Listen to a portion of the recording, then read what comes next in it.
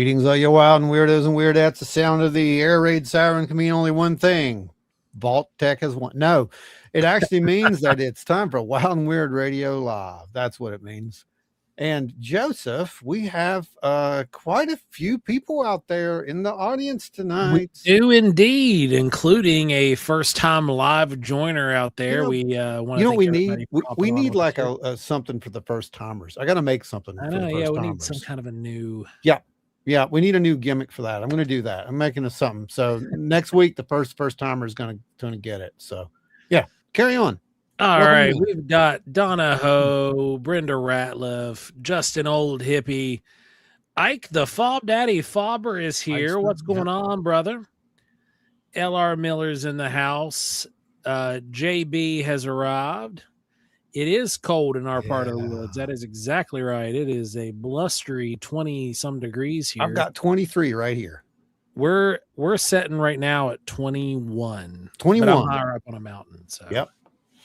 Then Dave Eggleston, what's going on? First time catching the live, or at least part of one. Thanks for joining us, Dave. Yeah, man. Always a pleasure. We've got Jordan Booker. What's going on? Happy Thursday to you, man. Let's see. Gary Schuler's in the house. Yeah, ready. We've got Oz out there. Enzo, what's up? So everybody who's been paying attention over on the group page, we just announced our one of our first appearances of 2026, and that's going to be out here in September. We're going to be at the Carter County Bigfoot Festival again. That show was such a blast last year, and I can't wait to get back there this year. I really suggest to people, last year was the first. We didn't know what we're getting into. Went down there, incredible show, really good show, a lot of fun, a lot of vendors, really good stuff, and some of the vendors we know very well. So it was really good. It was really good, really good stuff, a lot of fun. So if you are going to be around in September, that would be a good one to go to if you're going to be out in that area. Absolutely, I agree. You like that one? Yeah, I caught that. It's a good one. It's a good one. You guys won't be disappointed. I know Gary was there last year. Gary had fun. Rob Posey, 17 in Buchanan. You're out there. You win, I guess, here in the state. So I guess you're going to win. And it looks like just an old hippie wins with the highest at 62 degrees in California. Lucky you out west. Yeah. Okay. Anyway. Yeah, absolutely. So, what's new this week? Anything going on? What's we had planned on going and doing a topical show, and we didn't do that because everybody got to do that. Yeah. Because again, we've got another week of really bizarre and odd news. What do you do? Jen's in the house. What's going on, Jen? I don't know, but I can tell you this: ever since the 1st of January, it's just been up and down as far as this weird sickness that's going around. And well, we had it before that, man. You had it on Christmas.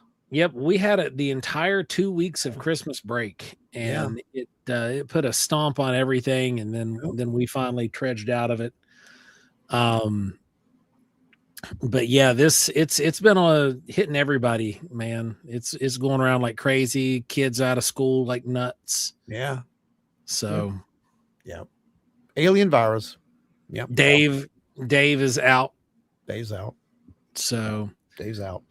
Oh, I got to turn your things on, guys. Hang on. I'll get that back up there for you so you can see. Big. There we go. I did not start the goals tonight, just to let y'all know. You can do that if you want that, and that's that's not mandatory. Just to let you know, I just didn't turn it on. We were over here talking about other things, and it just slipped my mind. But always appreciate it, of course. Anytime that you guys get a super chat or anything like that, it always goes right back into the show and right back into the end of the field. That it does. Trackway, what's going on, brother? Helping us to further the mission and try to actually do something, which is more than a lot of people do. Ada Cox, what's up? Terry McCullough. People rolling in. We got a lot of people rolling in. Come on in, folks. Tonight we're going to be talking about some stuff. I got some clips for us to listen to. Ross Gohart was on a recent interview, said some interesting things. Yeah, he did. He was very candid in this very. interview. You know, it's rare that you see him be interviewed. Mm-hmm. Yeah. Normally he's on the other end of the microphone, and it was a good show. I enjoyed it. I listened to it the back half of my work day today, and then Jesse Michaels had an interview as well. It's odd that he's on the other end of the microphone. So they both had interviews this week. Both of them were really good. Yeah, and both of them are kind of pointing into that same direction, aren't they? I mean, it's just kind of like there's a little more we need to talk about with this kind of thing. We've been saying it for a while. Yeah, we've been saying it for a long time. So now it's nothing new to you guys, nothing new to our crew here. Not really, no. But hearing it at large, hearing it out in these larger communities, it's pretty interesting because it means that somebody somewhere is listening or they're following the same breadcrumbs. Yeah. And I think it's that one. I really do. And then we're going to talk about that breadcrumb and who's dropping that breadcrumb. Yeah. So yeah, if you've got anyone out there who's an experiencer, there you go. L.R. Miller, thank you. Bless you for a couple pieces of firewood to keep warm. Right. Got sticks that'll burn for warmth. There you go. Don't burn the poop logs. You're right. Yeah, don't burn the poop log. He's special. Don't do that. But no. Yeah, it's interesting that we are hearing these people come to these same conclusions again finally, and we kind of said it was in the works. It's coming, right? And it's all thanks, in my opinion, to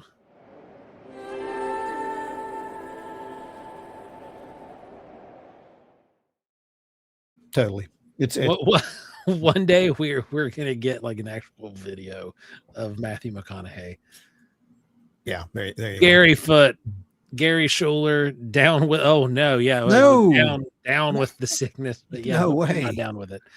But yeah. Thanks, Gary. You are awesome. Here comes yours, my friend.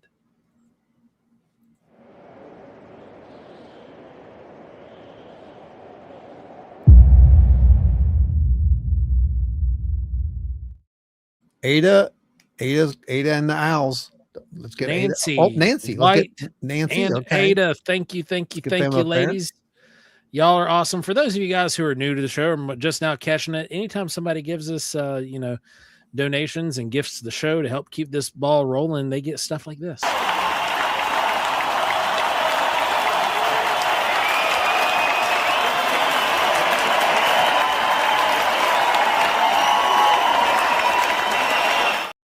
Yeah, it's little Ron painstakingly creates these little blessings and throws them into the pot, and we roll them out every time you guys help us out. Yep. Thank you. Yep. And no AI, by the way, just let y'all know. That's all. Yeah, no AI. That's actual real CGI. What's the difference? Oh, that's a show for a different day, guys. Just an old hippie. Keep it weird. You know it. We do that. That we be professionally.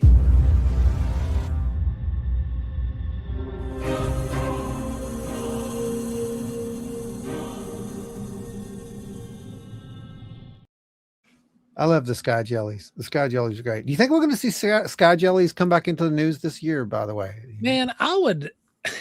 It wasn't Sky Jellies, but back around like the it's like the 7th or 8th of this month, there was a weird like living UFO kind of thing that was circling around from South America again. Okay. And it wasn't like a recent on that day it was filmed, but it was cycling back through, and it was up on a lot of the Facebook, YouTube, or not YouTube, but a lot of the Facebook UFO channels, and Instagram UFO pages. Okay. Well, let's keep an eye out for that. I know there's some things happening, I think, in Brazil right now as well. So we're going to be keeping an eye on that kind of stuff too. But yeah, we'll get more info on that before we really talk about that. That's kind of how it goes. But tonight, folks, as we said, if there's anyone who's an experiencer and wants to tell their story, feel free. You can do so just by typing it in right there like everybody else does. You can actually come on the show if you want. We don't, we'll send you a link over. You can pop in and tell your story. There's many ways to do it, but the whole point basically is the more people that come forward with these accounts, it gets easier and easier for others to come forward with them. That's how disclosure works, in my opinion. This is also how disclosure works. I see that. I see that. Other mini poop log adopters. Did you name your poop log? Mine's name is Nugget. There you go, Jen. There you go. Yeah. And for the new folks who don't know what's going on there, that would be the what was his name? The Cockatoo, right? Cockatoo. Yeah. The Christmas poop log. We actually gave away a few of those this year, and next year we're actually gonna, because of popular demand, have a few of these available for people. So we will. Yeah, stay tuned. It'll start rolling out at some point in the future. So Enzo says there's always something weird in South America. I feel we never hear about it because of the language barrier. I agree. And also we don't hear about it for the language barrier, but there's another reason I think that we also don't hear about it, and that is the candidness that they use in the reporting. It's so laissez-faire because it's so common that our media doesn't take it seriously. Yeah, I think you're right. And there's been so many things that have been debunked, whether they be real or not, that they just don't take it serious. And we gotta stop that. We gotta stop thinking we know everything. Eisen Woods, I have a contact in South Jersey, said drones are back. No one's talking about them. No, they've never left. That's what we've actually heard. And one of the clips I'll be playing here in just a little bit, that's Ross talking about that. And he has finally, I think, seen enough evidence to where it's kind of looking like it's not always just drones. And that's where it gets kind of interesting with this whole thing. Illegal miners with jetpacks aren't real.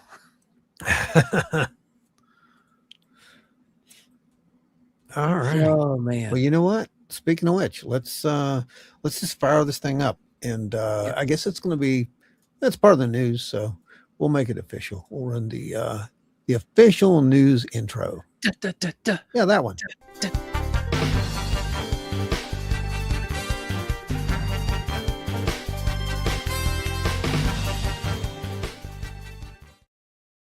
Yeah, that one. All right. So let me pull the video up. We're going to take a look at this, and let's start with that one, because you brought that up. So let's go to the drone one. Let me find it, and here it is, right here. You want to preview into presentation mode, please, sir. You got it.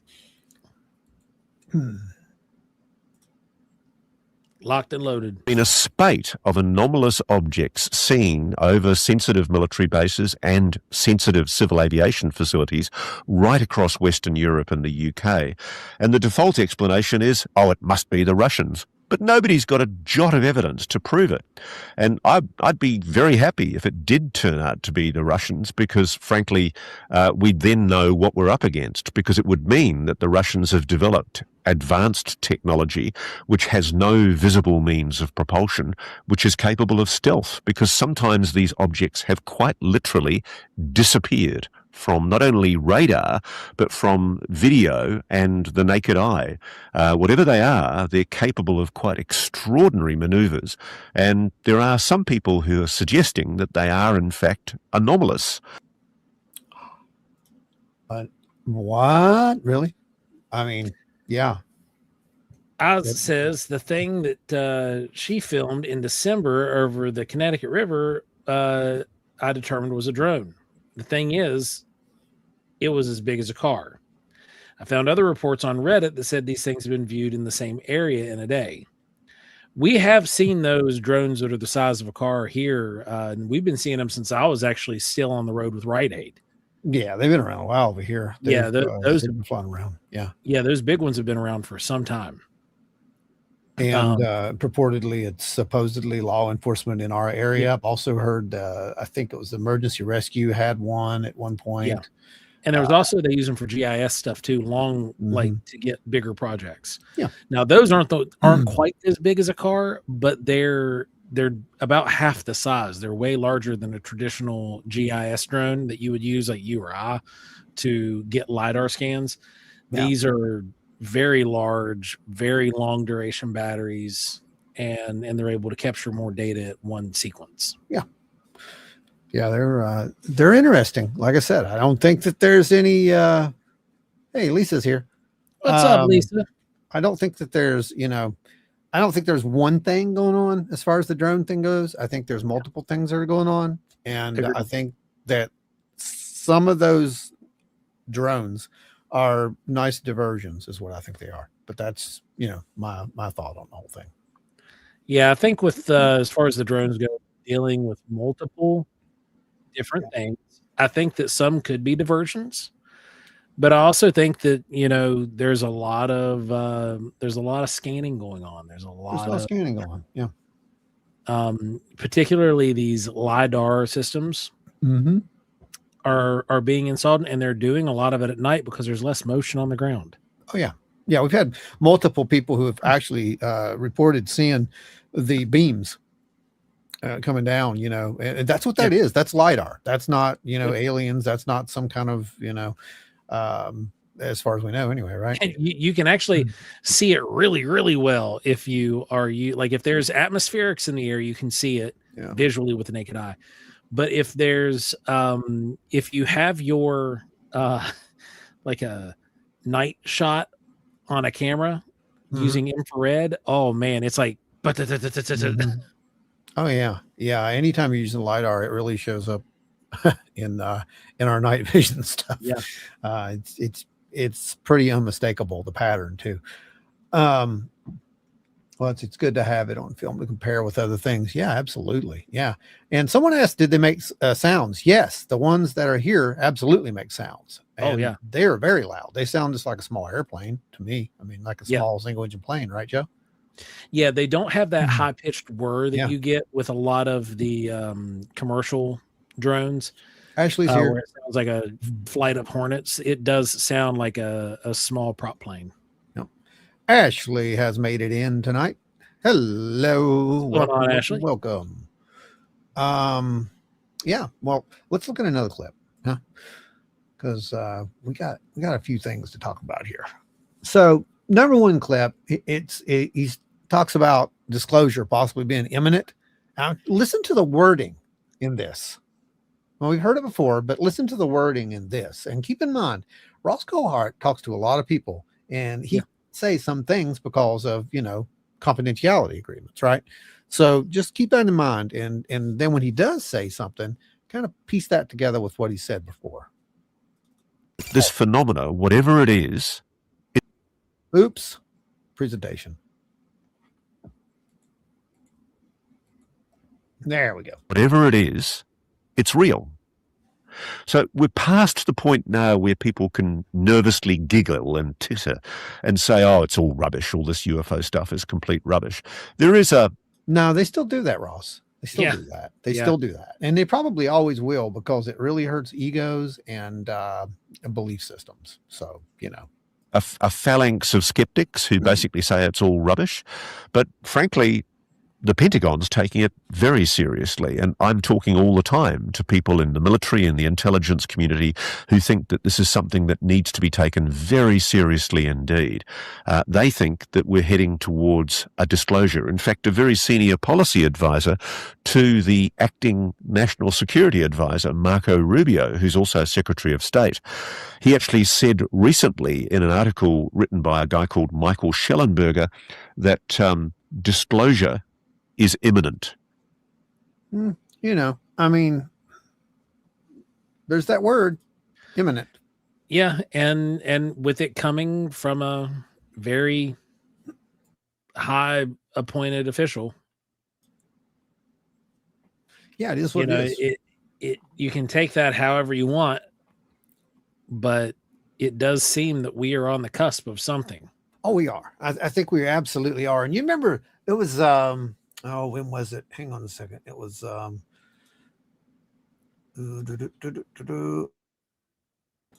don't have the clip, but there was we had a conversation. It was probably about a month before Christmas there, so it would have made it in November sometime. We did an episode, And we talked about the lengths that the government may go to cover this up. You remember that? Mhm. And that was one of the warnings in there. Was like, you know, every time we've gotten close to disclosure, there's always been something that kind of derails it. You know, there's always something that happens. And I think that was one of the things that we were talking about in there was like, well, you know, this catastrophic disclosure comes out, right? Or there's the threat of catastrophic disclosure. And what lengths would these people go to stop it? Damage control. Damage control. Create as much damage as you can or diversion as you can to, you know, kind of push that over here. It's not important. So you got to kind of keep that kind of stuff in mind as well, I think. I mean, who knows? I don't know what's happening, but I can tell you this. You are right. We are headed for something. And it's going to be one of those things that makes us really have to think about our place in the grander scheme. Yeah, I think that's one of the biggest things that people have the most issue with is the fact that there's a real possibility that we are not the tip of the iceberg. Right. Yeah. That we're not the top of the food chain. Yeah. That there's something that is more capable than we are. Oh, yeah.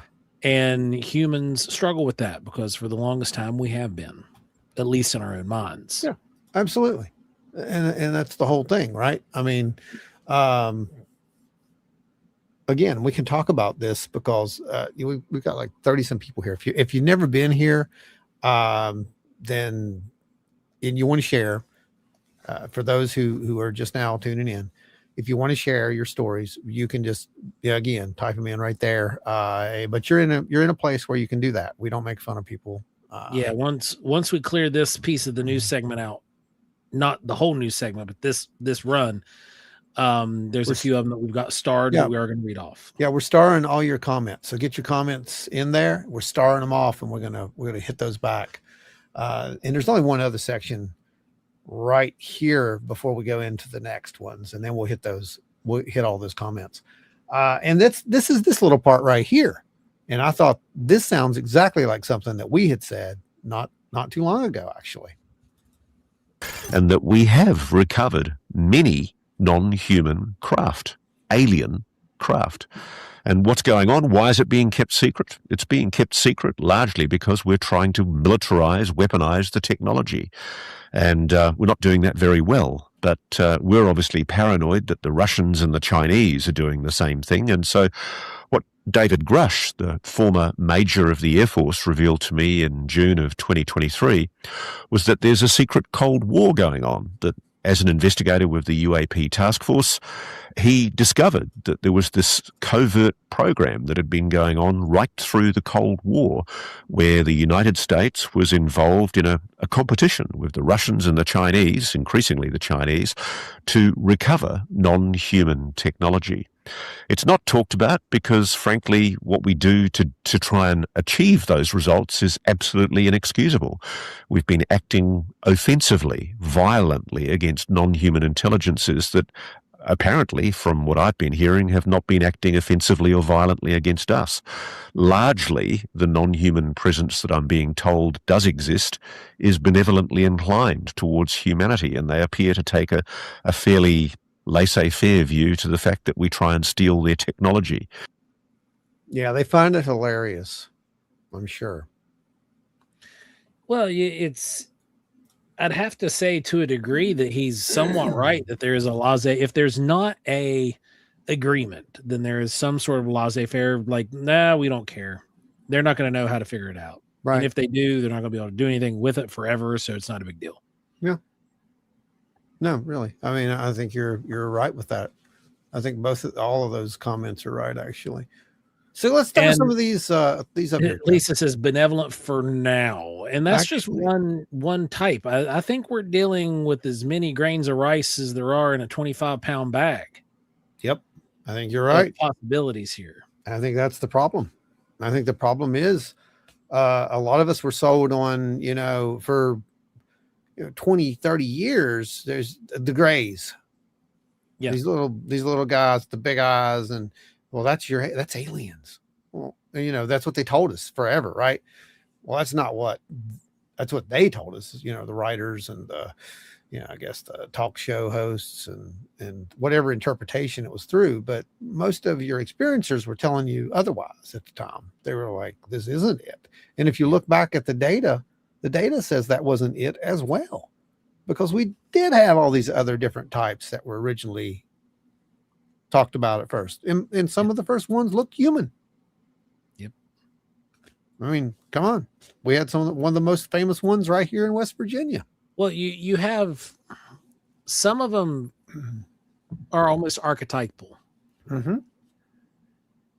Like it, Yeah. and that's something we'll get into later. Oh yeah, for sure. There's actually a clip of that. So yeah. So Rob Posey said that, talking about the drone UFO phenomena thing, that he said Oz, the one that flew over him, made no noise. There was no way it was a drone. Just making sure, because Oz had said earlier that the one that she had seen, she just ruled off as a drone. But at this point, she gives a good description here. Everything was loud and she heard nothing obvious. There was some jake breaking going on with some of the big rigs around, but it looked like stage lights from underneath. It was a triangle with the entire bottom was just grids of round lights. So think that's weird. If you guys have ever been to Cracker Barrel, the little triangle that sits on the table with all the pegs in it, just look down on that vertically, and it's probably similar to what she was seeing there. Then Ashley says, did you guys finally scare off Dave? Oh, he's off world right now. He'll be back. Don't worry. He'll be back. He's doomsdaying somewhere else. I said, yes, Rob, it looked like girders with round lights under the triangle in rows. I filmed it from multiple angles and it had lights that blinked like a drone too. I mean, and that having girders and things like that does seem very like man-made. Oh yeah. But it's not hearing it, but then having the jake break in the background, it kind of. Then old hippie Ron Joe, didn't you just say that a few weeks ago? Why, yes. That happens Yes, a we lot. did. You'll see that. That's a recurring theme for most of the people who get to see this. Stone Maven said Spielberg popularized the grays, in my opinion. In the cinematic sense, yes. I don't know. No. Strieber was the one that really did that. Yes. As far as that quintessential gray, I'm gonna give the credit to where credit's due. Stargate, SG-1. When they showed Thor automatically became the gray. And then let's not forget those creepy ones that they used for sightings. Every time that sightings did a recreation, those were some of the more realistic looking grays that you're probably ever going to see. Don't ask me how I know that. I'm just telling you that those are pretty much spot on. The appearance that we see of a gray, though, right off the cover of Communion, and then it morphed into like what you were saying there, Ron, with Thor, Asgard. Yeah. Mm-hmm. And then they became these like, oh, I can't move without some kind of assistance kind of thing. Yeah. You started seeing more diminutive versions of them. And now Thor pops up in all kinds of remade alien stuff. There's a version of Thor in the Mothman mini golf. Sure is. He glows in the dark. Waves black light reactive. He's really awesome too. Right. Oh yeah. Jacques Vallée and Kill did exhaustive research on how the phenomena appears over time. Yes, they did. That's right. Let's not forget the 1800s, the airship waves. Yep. They mimicked a technology at the time, right?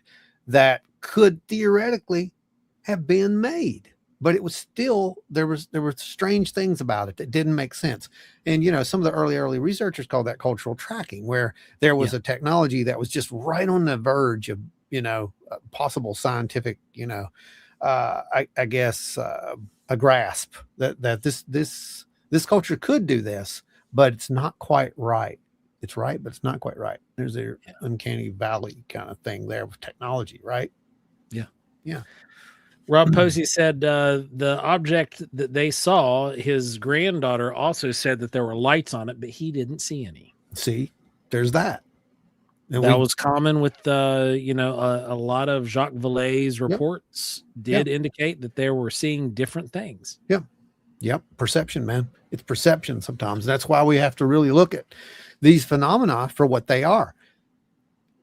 Well, what are they? Because each one of us may be perceiving it completely different, but there's a centralized something there. There's something that's pulling the strings. There's something that's making the projection. Beth's here. Yep. Beth says, "What's up? What's going on, Beth? Good to see you out there." Rick Skinner said, "Don't forget Paul." How could we forget Paul? Oh man, we did forget. That's right. Paul was I love that movie. A good icon right there. Yeah. Uh-huh. Yep. Then we're seeing these things across various media. I mean, Elio, for example, the kids movie, 2025. Very popular movie, and my kids love it. And it's about a kid who wants to be abducted by aliens because, his life was kind of miserable. Looks like Octo made it in. Yeah. And what happens is he uses intent to call these aliens to him. Yeah. And he's met with a Galactic Federation. Yeah. Octo, good to see you. Well, there was a really good discussion about that. Was trying to get started over in one of, I think it was UFO group or something today. Is UFO group or one of the other UFO pages? I think might have been that one, but I remember someone asked a really good question, and it was basically about assimilation. Like, were they doing that, putting those things into movies and into series? I think they were talking about Stranger Things. Yeah. And they were asking about was it, I guess, assimilation? We've asked the same question. And then, of course, it seems like it is, but it's also really good writing. There's a thing that you want to do when you're a producer, when you're making a film or you're writing a book. You want to hit your demographic. And if your demographic is into weird stuff, guess what you're going to do? You're going to look into the real weird stuff. Because you want to bridge it, and you want to bridge it. So you want to bridge it, and you want to hit that little bit of that lie sandwich, right? Because the lie sandwich is the greatest thing to move a product, whether that product be an actual product, film, or whether it be a lie from a source. Yeah. NW, thank you very much. And speaking of triangles,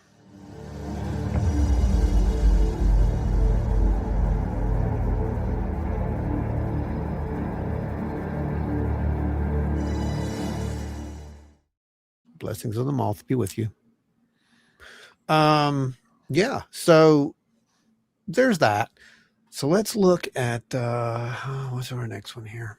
Oh, and by the way, I made a little short this week, and it was just us talking about that orb. Remember the orb thing? I kind of cut it down and made it a little more digestible for shorts, and I was surprised at the response that thing got. So thank you everyone who actually watched that, who gave feedback and enjoyed it. It blows my mind. And we're going to keep making little shorts like that from time to time, just to let you guys know and keep you engaged. And you might find some extra stuff here and there too. But you guys were bringing up Keel earlier, right? Check this out, presentation mode.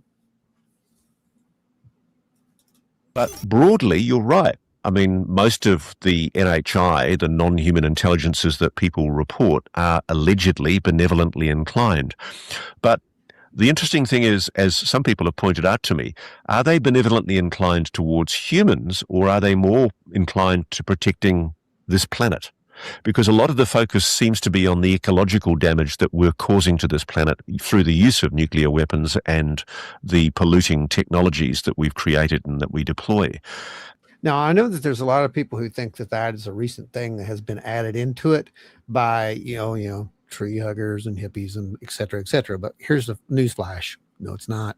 These guys have been saying this forever. And by the way, a lot of my friends are tree huggers and hippies, just to let you know. Played in a band for a very long time with one, and he's like a brother to me. But my point being is this: just because a certain group of people were more in tune with these messages does not invalidate the fact that those messages were actually occurring. These people were getting those messages. Look at what John Mack, documented as far as it goes. He even Dr. Mack and all of his work, there were so many contactees that it was a reoccurring, almost like a reoccurring dream, but across multiple people.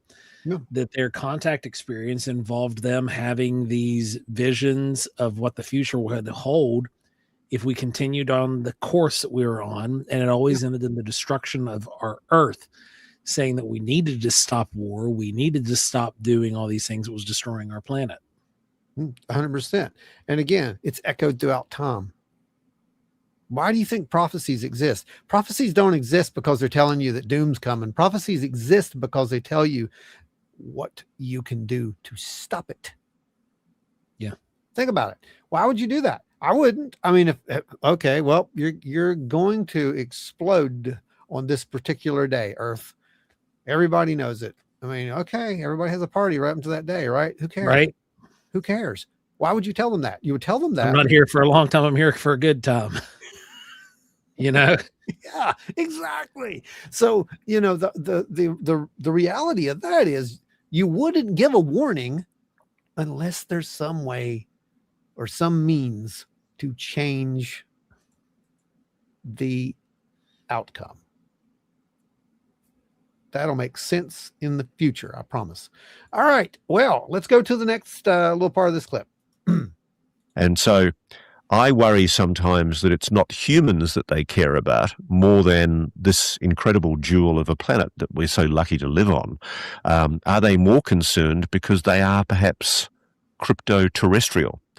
The Pentagon's been very conspicuous in avoiding answering the question. They've categorically stated on the record that there is no evidence of extraterrestrial engagement with this planet. And that's interesting because when we've asked them if we can say there is no evidence of non-human intelligence engagement with this planet, they refuse to answer the question. And I think it's because they know that there is a non-human intelligence engaging with this planet and that it's possibly intra-terrestrial or crypto-terrestrial. It's sharing this planet with us. Or perhaps it's interdimensional, which is what David Grush suggested to me he'd learned when he was doing his investigations. David Grush said that he'd been told that some of the beings involved were interdimensional. But really, we don't know. But I do worry that what they're more motivated to worry about is not caring for us humans, but more caring about the ecology of our planet.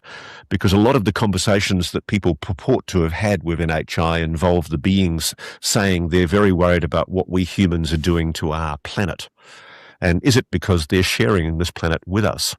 And is that why the Pentagon's been able to get away with rather sort of neat evasion? Because they know they're not largely extraterrestrial. They're not from somewhere else in the solar system, but maybe they are crypto-terrestrial or intra-terrestrial in that they're sharing this planet with us. So we've had this conversation before too, Hippie. Just go back and watch some of the videos. You'll see it. We brought this up a long time ago. The reason that they can say there are no aliens is because they don't know where they came from. Right. They have to have a point of origin to determine if something's truly alien. Yeah, I believe Borland even said that, didn't he? He said that from their standpoint that they're telling the truth. This is not extraterrestrial, but that is not the whole truth. Yeah. Because we don't know their exact origin. We think we know their exact origin. And what makes something extraterrestrial? Again, You know, if they settled the planet, 3 billion years ago, or 3 million years ago, sorry, not billion, 3 million years ago, and all these things happened, and here we are now, would that make them aliens at that point, or would make them no more aliens than us, right? I mean, that would. Yeah, I mean, it would make them no more alien than us. It would just be foreign. So there's native alien. That's what you're saying. Yeah, it would be right. Native reticulin or something like that. Yeah. No, for real. That's what you're saying. That means that they're from that original world. They came here, and then their offspring did whatever they did, and here we are, right? Yeah. With just a little bit of it. So we would have a little bit of that if that were the case. So we would technically be part of them. So we would technically be native off-worlders. Yeah, I mean, it's a strange. It's weird, right? Strange concept. I mean, there's a lot of there's some mental gymnastics you got to do to make it all feasibly work, and that's why it hurts their heads. Yeah, well, I mean, when you've spent so much money and so much time saying that this is the way things are, saying otherwise means you have to eat a whole lot of crow. Enzo, you're not wrong. Seems like almost every abduction or contact story for the last 80 years has the war is bad lecture to it. That is correct. War never changes. I had to do it.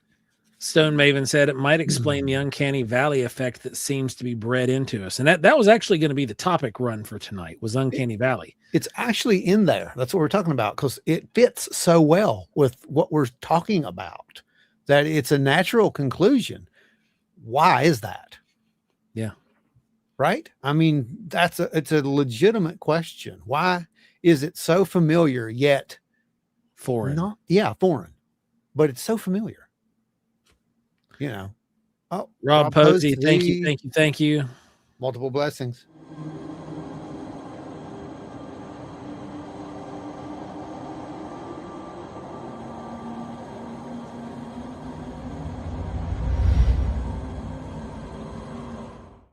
I really need to re-render that thing. Yeah, so that's part of the thing, right? I mean, why does it seem so familiar yet it's not? Non-human intelligence. I wish I would have been a little bit more generous with the intelligence DNA manipulation. Right. So you guys remember the ones that were on in the group? I proposed a little question, a little speculation last weekend, and it was, I wonder how many contacts or abductees have cats. Now, I asked that question because multiple reasons. People who have pets, not just cats, dogs, whatever. I said cats because I have cats, and cats do weird things, and you get used to weird things that cats are doing. Like they'll jump on the bed at night and they'll walk across you, and eventually you're just like, it's cat.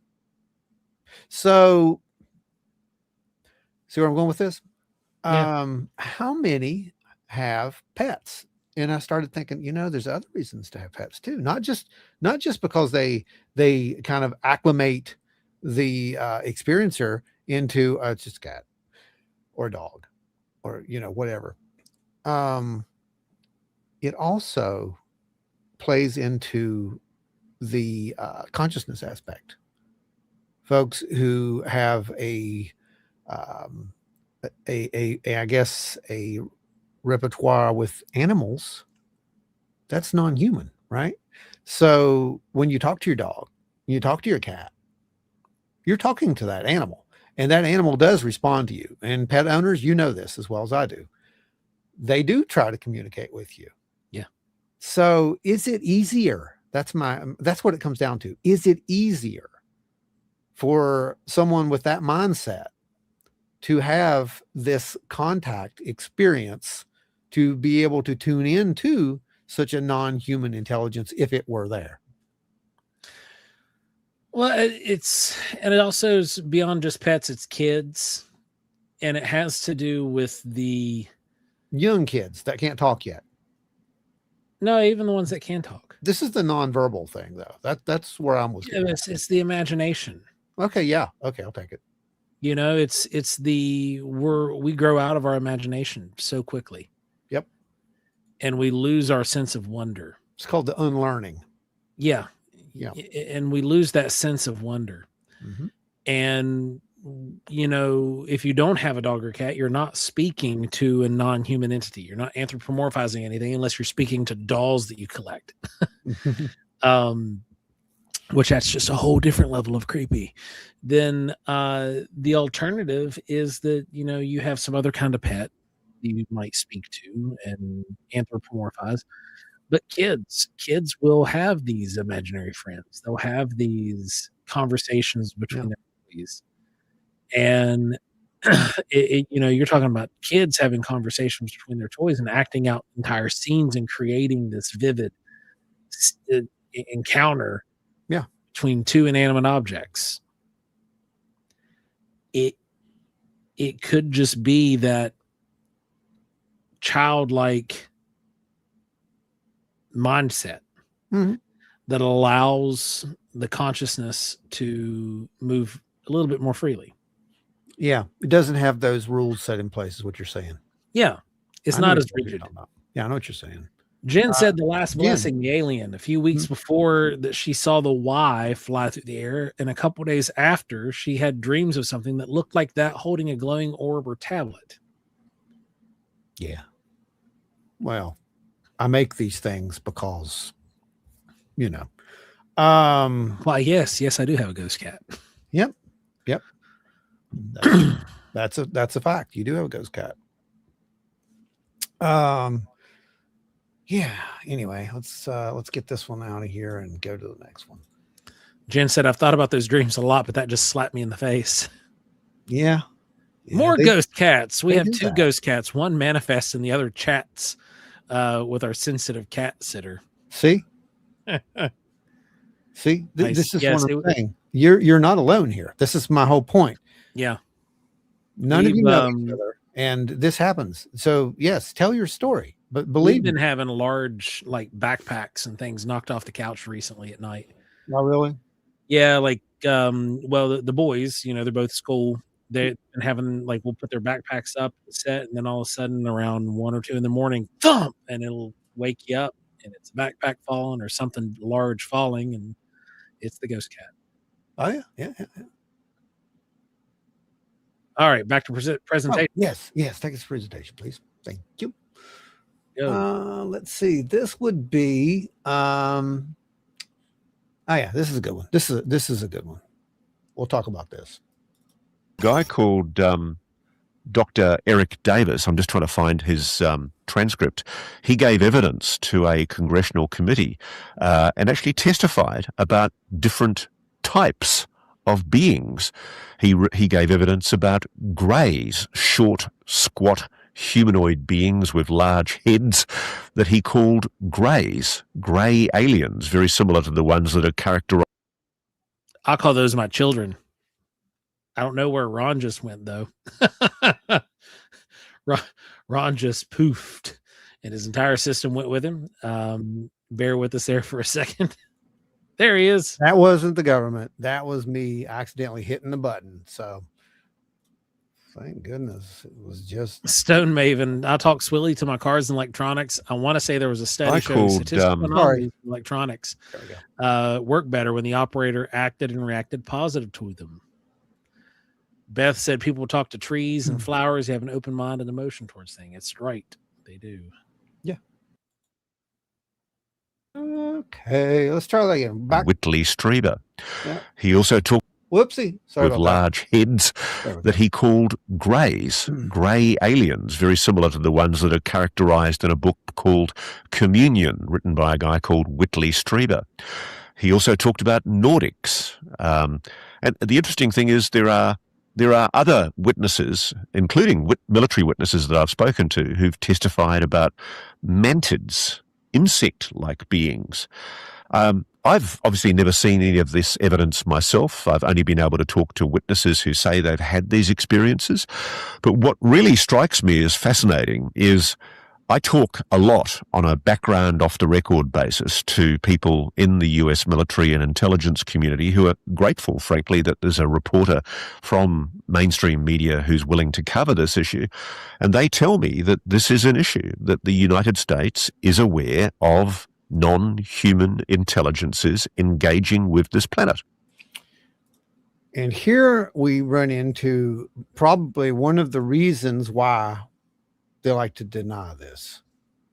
Because if that's the case, what does that mean? If those stories are true, what does that mean? Think about it. Well, I mean, if any of it's true at all, it changes history. It changes everything. That's the thing. It goes back to that 99-1, Yep. you know, and that's always been one of the things that we've said literally since day one. Part of the reason why we started to look into this phenomena, not just UFOs, but just high strangeness and bizarre things, is that all these people could be lying. But then you have one that could be telling the truth. Yeah. And if that one person is telling the truth, then it completely unravels all of the lies of the other 99. Yep. And it makes them null and void, regardless of the multitude that is there standing in opposition, that it would be a lie. There was one that told the truth. One true encounter of something bizarre and unusual that's happening that merits all of the effort that's put into the field. Nope. And we've seen that 1, we've seen that 2, we've seen that 5, we've seen that 6, we've seen that 12. Yeah. And I know that there are others out there who've seen way more. So, you know, he's right. We can't really deny that, can we? Now, what they are, who knows? I don't know. I don't know what they are. But Maven, we got to look at the Zuni and Hopi stories of the ant people. Yep, we've done a lot of deep dives on that here in the show. We've got some archived episodes exclusively about that. Sure do.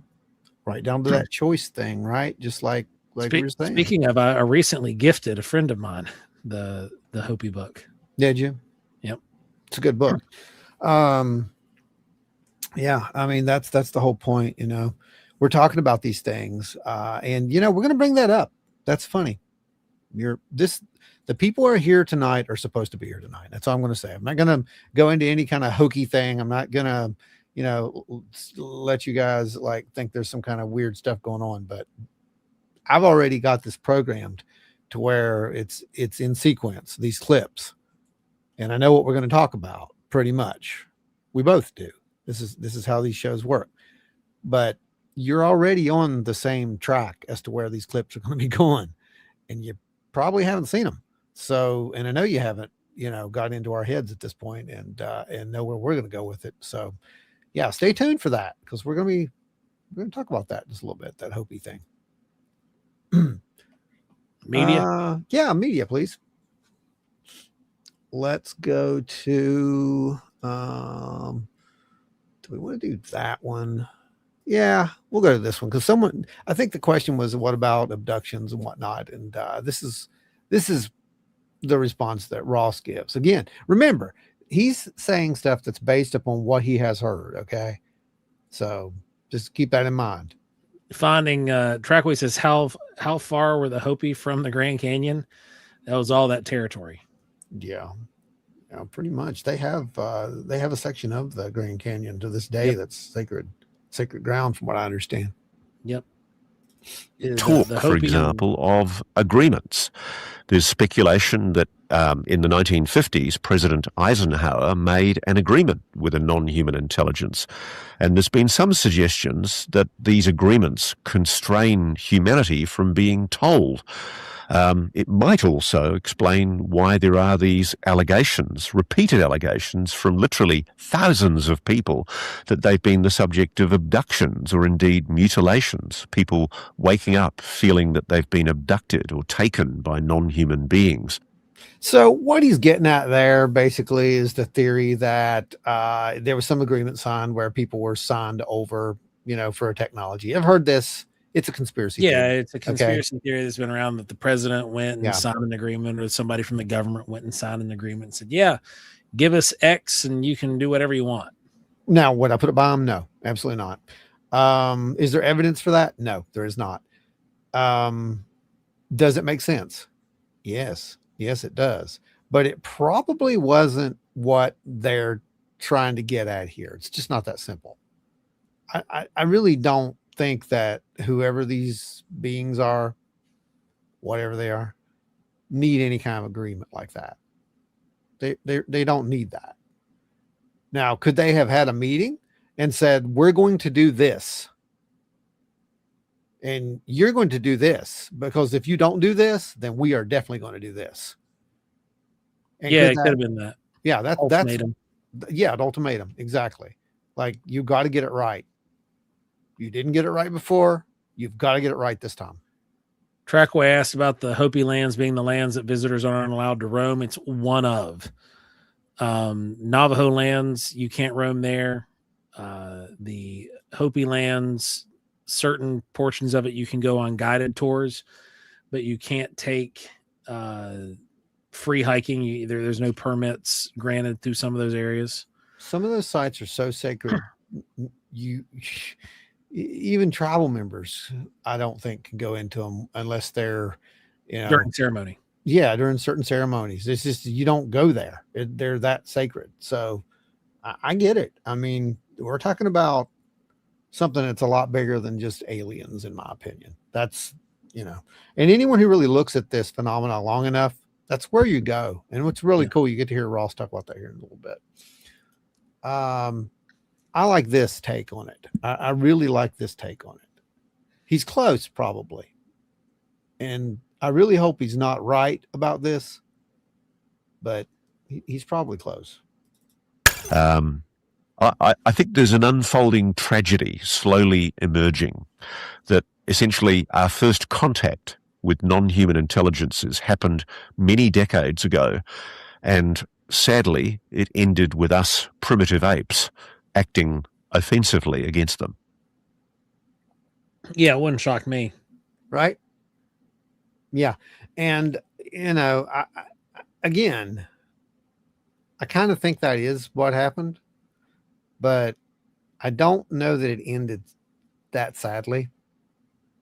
I think that could be the reason why we are where we are, is because, they're not just going to be like, you know what? Nah. I mean, it depends. Nah, you're not worthy. Depends on what Roswell was. It depends on what Roswell was. We can't talk about Roswell.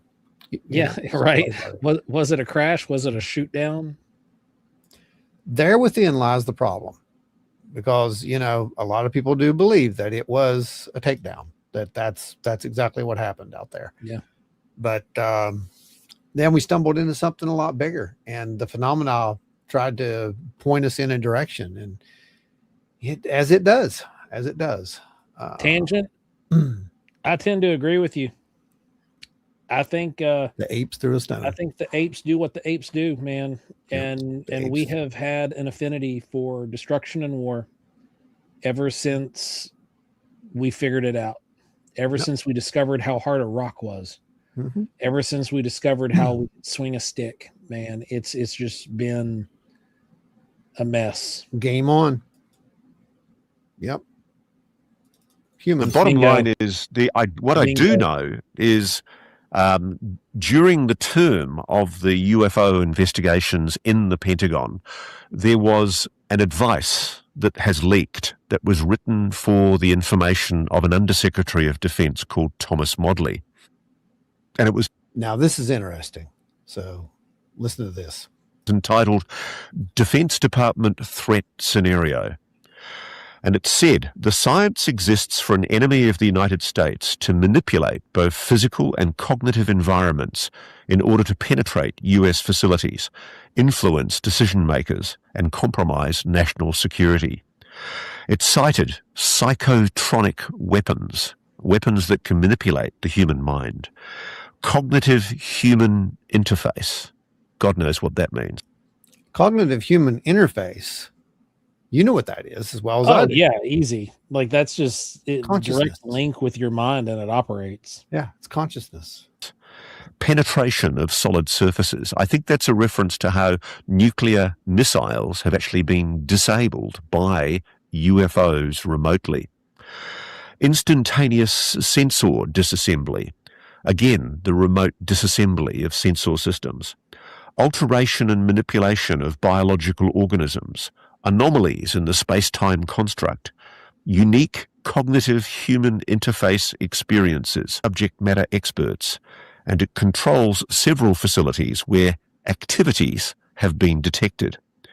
And it warned senior defense officials that what was once considered phenomena is now quantum physics. Labels. Labels and semantics. Now, he did mention two different types of mental integration. Yeah. Direct cognitive integration, and then the consciousness there, the last one that he mentioned. Direct cognitive, if we just look at this from a mechanics standpoint, we've seen some of this kind of play out in sci-fi a little bit, and that's what you'll pull from mentally here for this image. But imagine something that's less consciousness oriented, but more plugged in. Something that is more like a interface where, like breathing, it's just automated. Breathing doesn't require your consciousness. You can be unconscious and breathe. It links into your nervous system and your movements, your behaviors, your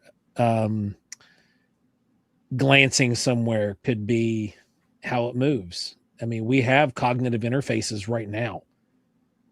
Some of these folks who have MS, severe MS, they have cognitive interface. They're bound to a chair, but they're able to, use their eyes to look at things on a screen to communicate.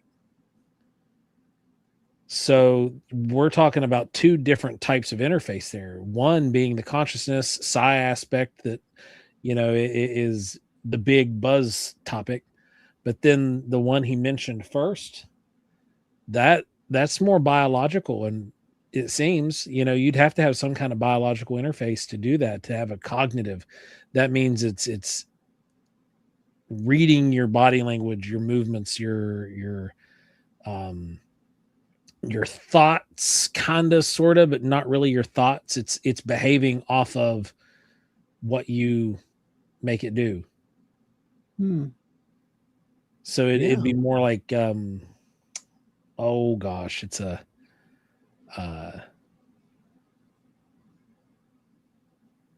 like I can see it in my head, the movie, but I can't remember the name of the movie. But basically, like they get down in the ship and they sit there and there's like this thing that goes up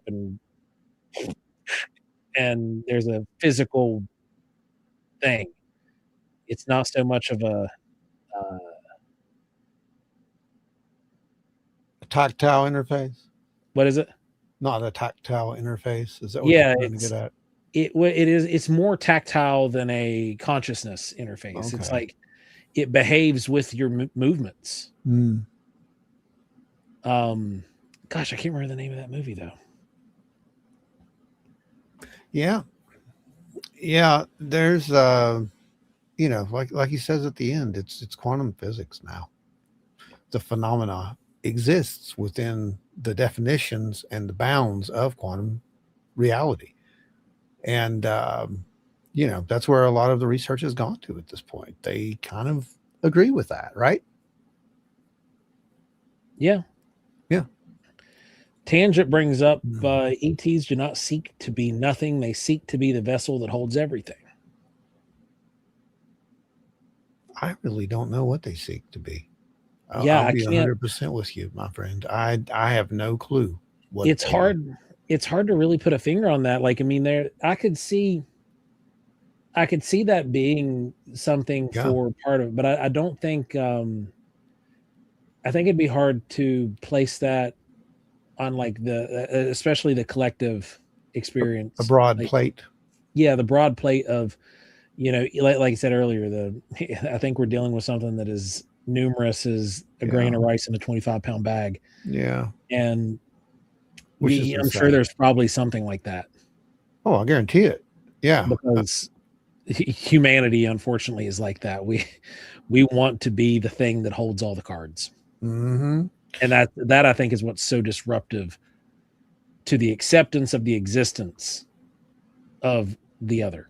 If there's a potential for that, then yes, absolutely. I think Yep. you're right. And I think you're right, Tangent. I think that if that's the case, then that could also be one of the reasons why there's a lot of pushback, as far as people not wanting this to be true. Beth? Here lately, in the last few months, I have been having weird dreams. I'm more interested in watching the UAPs and not recording them. I caught myself talking to one when it went by without a second thought.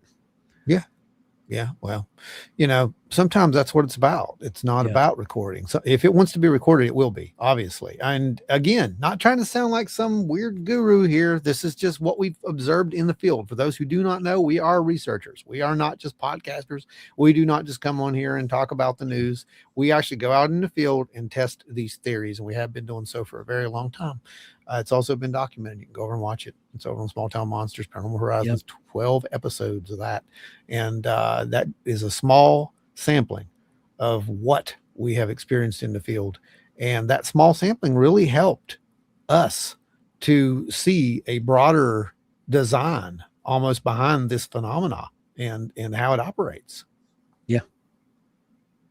Yep. It really has. Let's see, what else do we got here? We got Yes, Skinner. Thank you. Pacific Rim. Pacific Rim. Okay. The way they interface with the Jaegers, it reads their cognitive motions and movements, and they think and it moves, and they move and it moves, but it has to be plugged in. Yes, Skinner. You, sir, you win the employee of the moment. Oh my God. All right. Presentation mode. Oh, so Chris Someone's is hanging asking. out with us. What's going on, man? Good to see you back up and moving again. Yes. Glad you're feeling better, man. Very good to see. Though some of them vibes out towards Dave, he's a little on the rocks right now. Beth says they were going by when I was on the phone with Ada. She saw them. That's cool. No, G-Ball Dave is under the weather this week. Like I said, send him out some energy, some love and prayers and all that. And let's try to get him back out here so he can spread the doom as Dave does. We are vibrational beings in a vibrational universe, according to Tesla. Why wouldn't our thoughts affect external phenomena? There's nothing I can say that would invalidate that at all. We literally are vibrations. Well, and that's why we're so sensitive to vibrations and frequencies, and why you can weaponize those against physical beings, as we just saw. Right. Because if we didn't have an existing frequency, which we do scientifically know that there is an existing frequency of humanity and various life. If it didn't have a frequency, you wouldn't be able to tune a certain frequency against it. Right. To disrupt it. Exactly. Finding Track Rate wants to know, when is the next get together? Probably going to be March. We're working on it. We got to get some good weather, and we'll be ready to roll on that. And for the folks who don't know what we're talking about, that's the collective meetings that we'll do. We try to do them every quarter, but sometimes they're hit or miss, but they're free. And there's an amazing amount of food. They're all paid for by the incredible donations that you see here, which keeps everything running. Again, so every penny that we get, my gosh, it was a feast. It was, and we had a bunch of great stuff that we were able to give away. Yeah. Essentially what it is everything that comes in here, once we have funded the studio, once we have funded the projects, the streaming and all the projects that we have going on to get those ready, we scrape the rest off the top.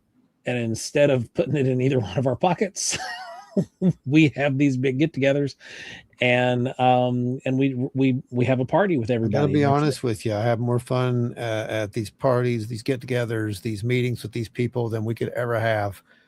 Just doing anything else with that. So Yeah. that's where it goes. It goes It right is. back in. So you guys actually get it. So I know on some places, you'll get like, I don't know, like special access to a video or something like that.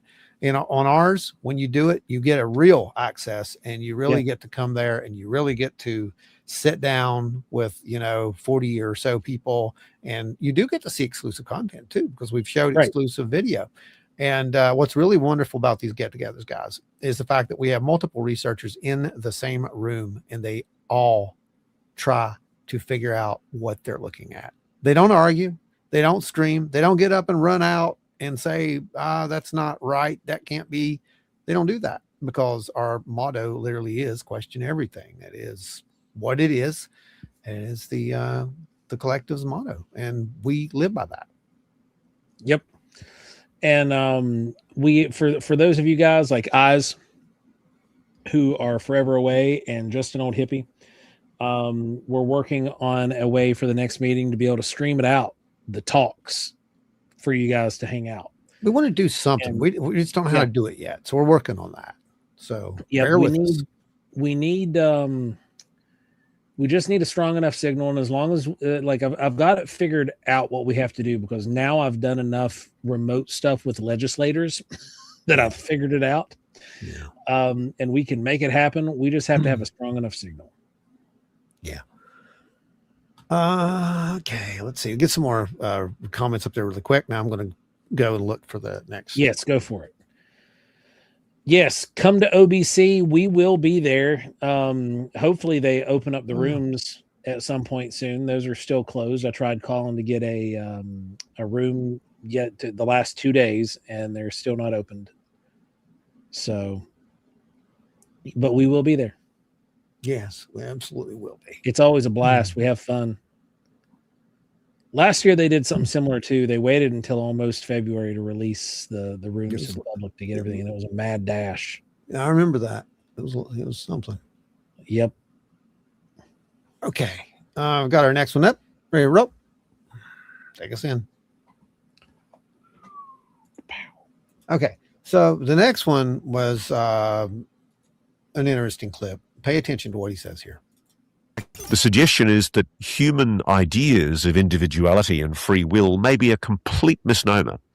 We may, in fact, be part of one uber consciousness, and that essentially the reason why we're here on this planet, and this is something that a lot of non-human intelligences tell people who are experiencers, people who've witnessed phenomena, and they often have communications with these purported beings who tell them that you humans have no idea how powerful and how important that you are.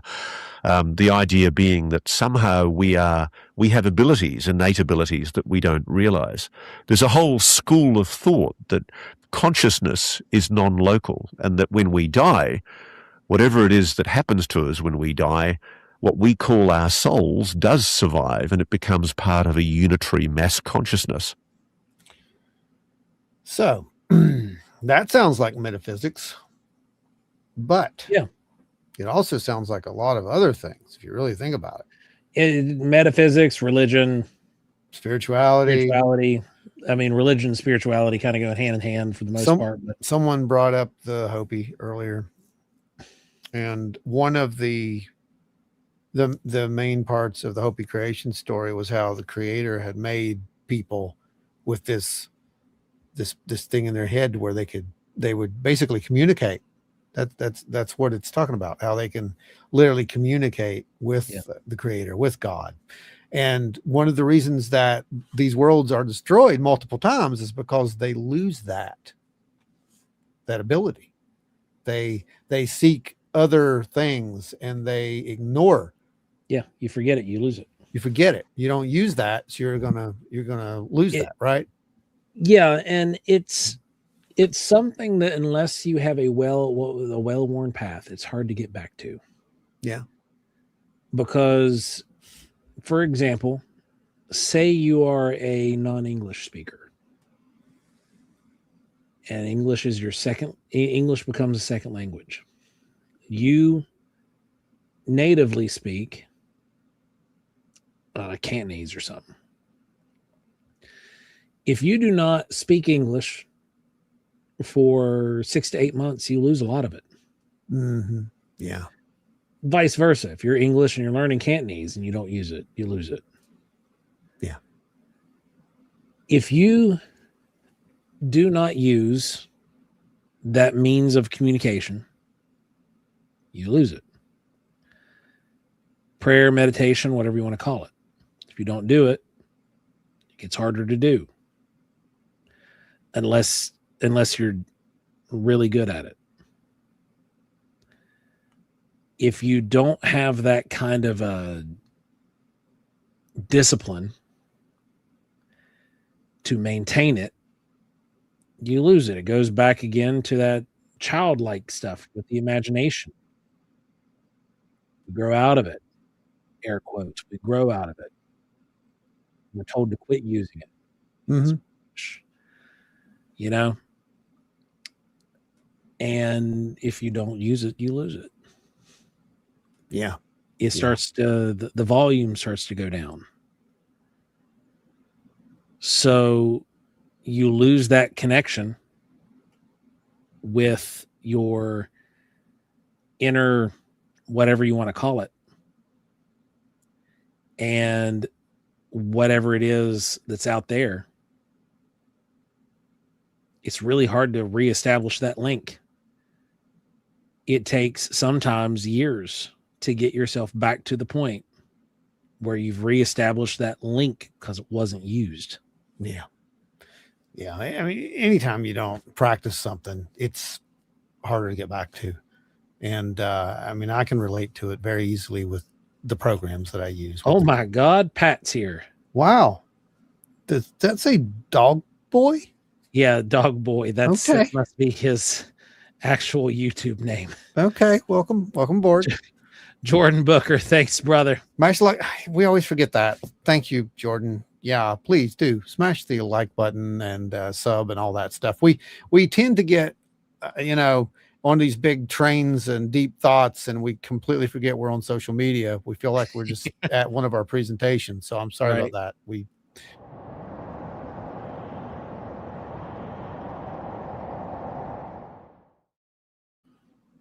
don't social media well. We're just trying to do that. So we'll get there. We'll get there eventually.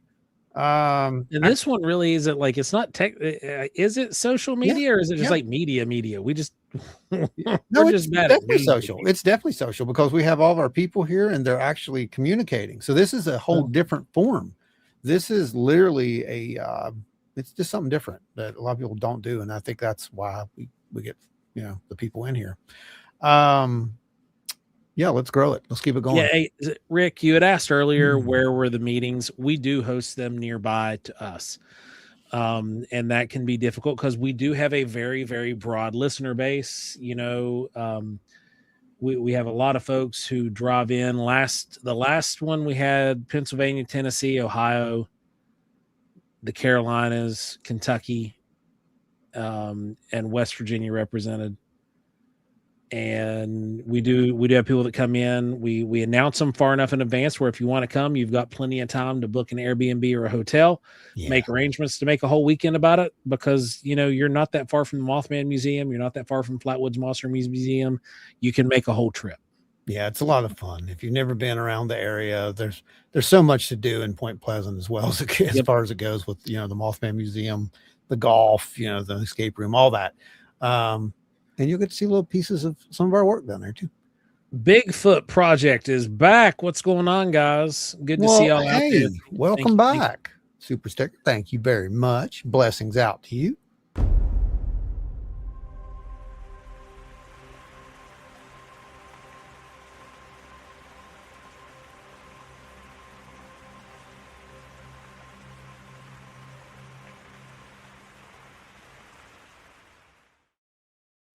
All hell the Sky Daddy.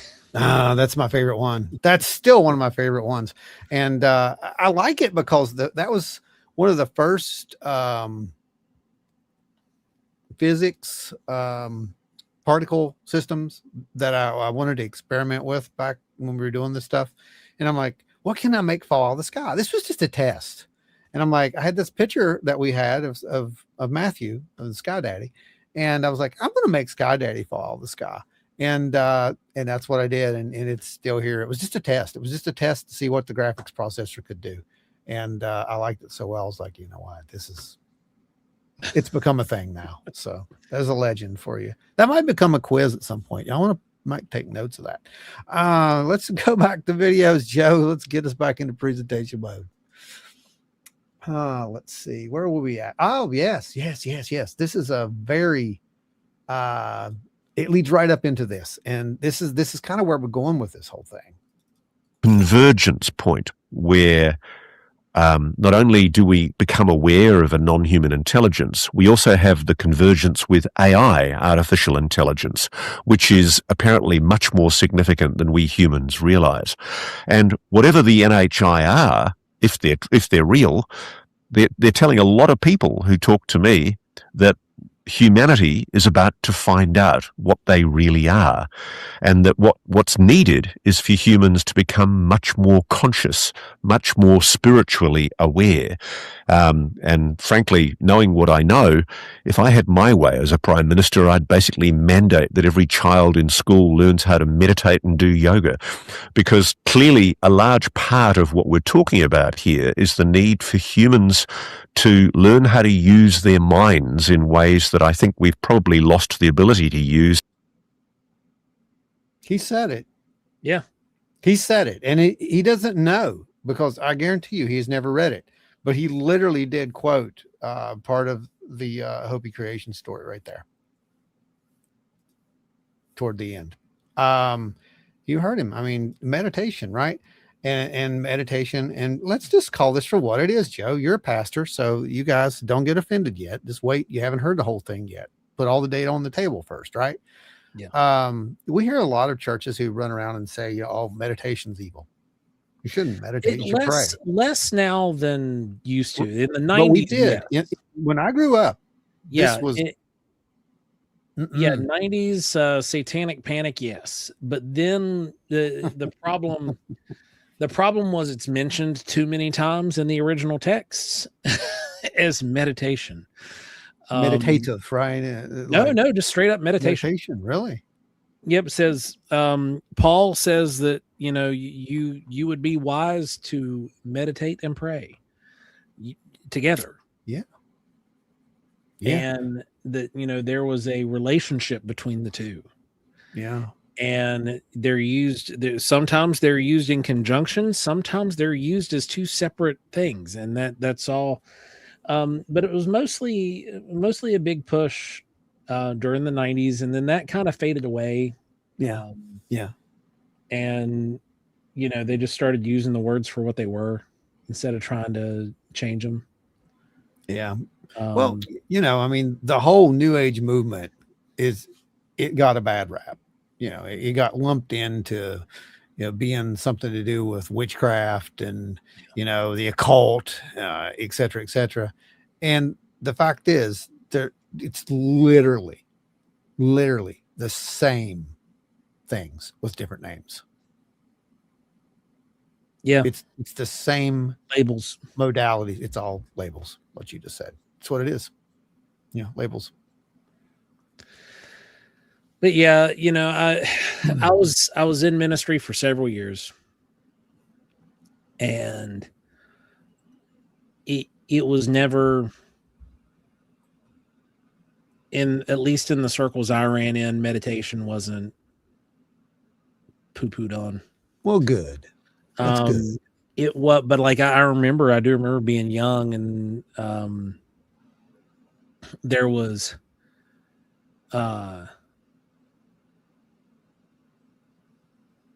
where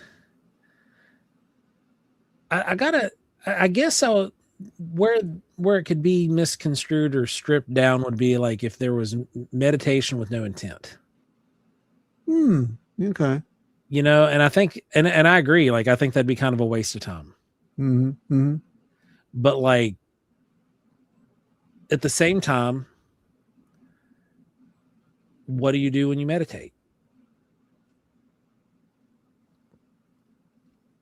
Yeah. You know? You're doing the same thing. So are you just sitting there? Or are you listening for something? Are you doing some kind of, it's all ritual. It is, whether you want to call it that or not, because anytime that you are trying to induce, call it for what it is, this is all to do with brainwave activity. That's what is the trigger to this stuff. So you were going into, the beta state, you were going into the theta states, right? Yeah.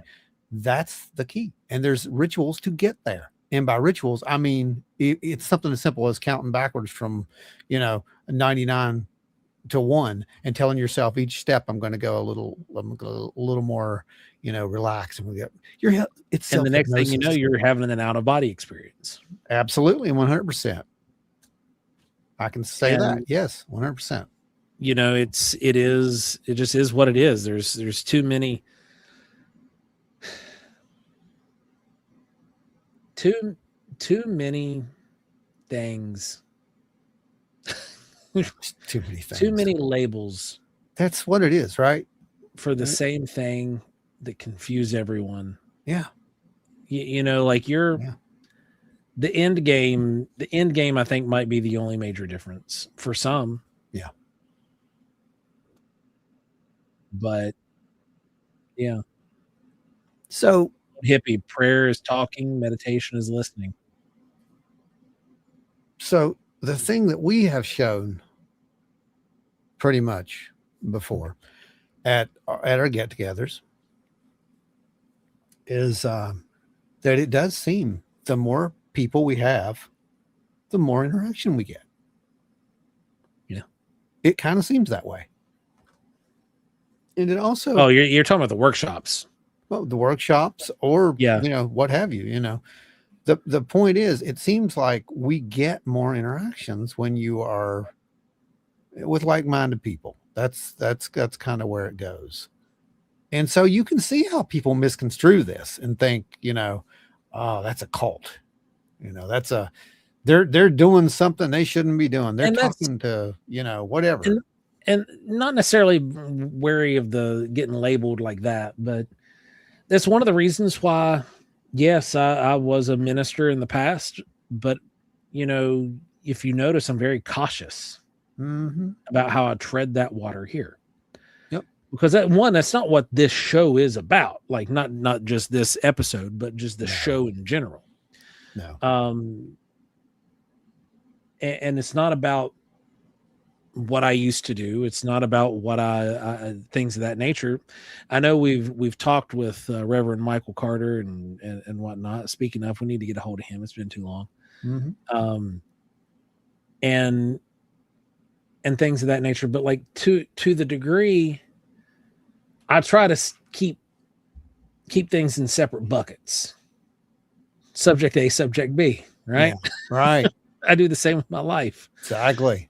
Ashley says, "Oh man, I hope I get labeled a cult leader one of these days." Right, that's the goal. We can make that happen for you. I actually have my cult leader merit badge. I got that a long time ago, and it was courtesy of the Brownsville people, not Brownsville. The who are the ones that go around saying like, gosh, God hates everybody. My gosh, are you serious? Oh yeah, I used to go and run into those guys on purpose. Jeez, I know what you're talking about. I'm Yeah, not they were saying their names. I'm not saying their names on air. They actually quit. They quit coming around while for several years. Yeah. Because, then after I was gone from that area, they started coming back. But, Unreal. But yeah.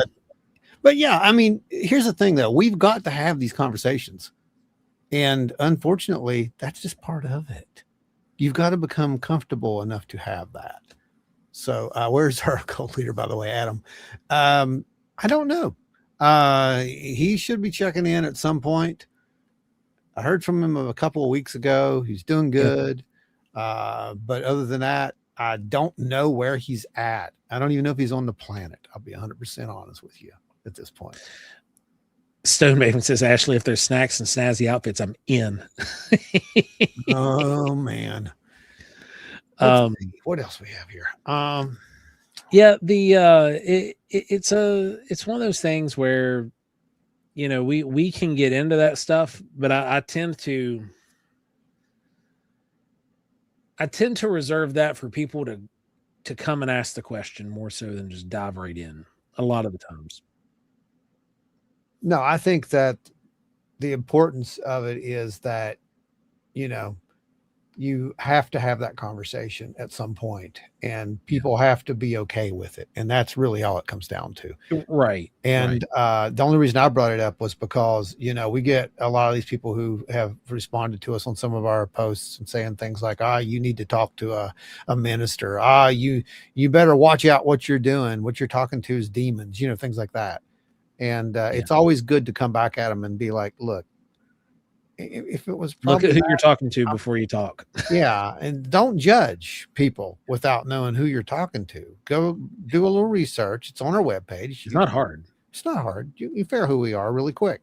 Yeah. But yeah, those bases are covered. But thank you for caring. I mean, you know, I even said that a couple of times to a few of them. So, you know. Right. Yeah. We appreciate your concern. Because sometimes they are genuinely concerned. It's not a troll. You know, sometimes it's really people who are they're trying to look out for you, man. Because they are stuck in their belief system. Right.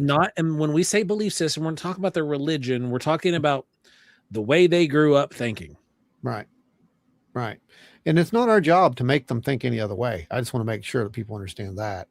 There are people who do that. We do not do that. We throw the data out there. We say, look at the data. This is our opinion. This is the collective's opinion. This is the people who are, you know, coming to this conclusion by themselves. You know, a massive amount of people. And how does that weigh up with what you've been told?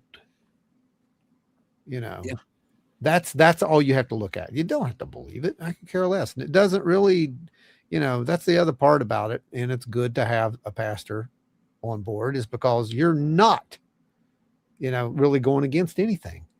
If anything, the terrifying part to some of these people might be that it actually validates some of this stuff. Yeah, it gets really interesting. Sure does. So let's save that all for another discussion at some point in the future. And one of my favorite parts about this interview was when he was talking about the download stuff and he elaborates a little bit more. And you guys, this will sound familiar to a few of you, I'm sure. I'll bet you it's going to sound familiar to a lot of you. There is something pure about a tribal society that experienced non-human phenomena. Were they seeing things? You know, were the Aborigines who talked about the Dreamtime stories and saw spiritual beings, were they actually seeing spiritual beings because they were much more connected with their spiritual side than we humans are today? And the interesting thing that I find 7 or 8 years into my journey, looking at what I thought was just going to turn out to be American Black World Aerospace, is I increasingly find myself on a spiritual journey. And every scientist I talk to, all of them have got stories about how their moment of inspiration came to them in a dream or an intuition. When Paul McCartney, for example, wrote Yesterday, he literally had a dream and the lyrics for Yesterday were in his head. He woke up, wrote out the lyrics. He's never been able to explain where that came from. This has happened time and time again in science and creativity. Some of the great writers say that when they write, they're not writing. There's a voice in their head that's telling them what to write. I'm fascinated by this, and I'm actually thinking quite seriously about writing a book called Downloads, because I think that there is something to the idea that maybe some humans, when they get to a certain level of proficiency, they tap into that unitary consciousness and it starts leaking ideas to them. So many of the great scientific discoveries of our time, Nikola Tesla, alternating current, DC current, he had dreams about how he could design the machines that he eventually made. Time and time again, there are scientists that describe these breakthroughs, and when they're really pushed on it, it's spiritual for them.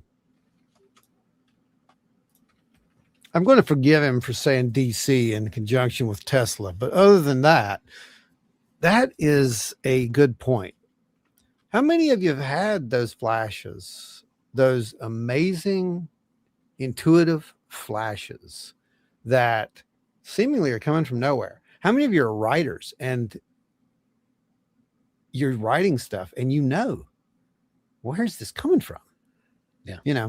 I did it for years. I've got books around here that I've picked up, and I don't know who wrote those books. I'll be 100% honest with you. I mean, I know our minds work differently as we get older. When we're younger, we're probably thinking different and so forth. But I swear to you, some of those things, no, I don't know where they came from. And like some of the songs that we wrote back in the day. I wish Dave was here. A couple of those songs, they darn near turned out to be prophetic. Contact being one of them. I remember when it happened. I was sitting in a hallway class, waiting on a teacher to get there to open the door, and I had a sharp pain in the back of my neck. Couldn't bend down to look at the floor. Basically, it hurt so bad. And I had a piece of paper. I was kind of jotting some stuff down, and then started writing these words out. Took it to my buddy.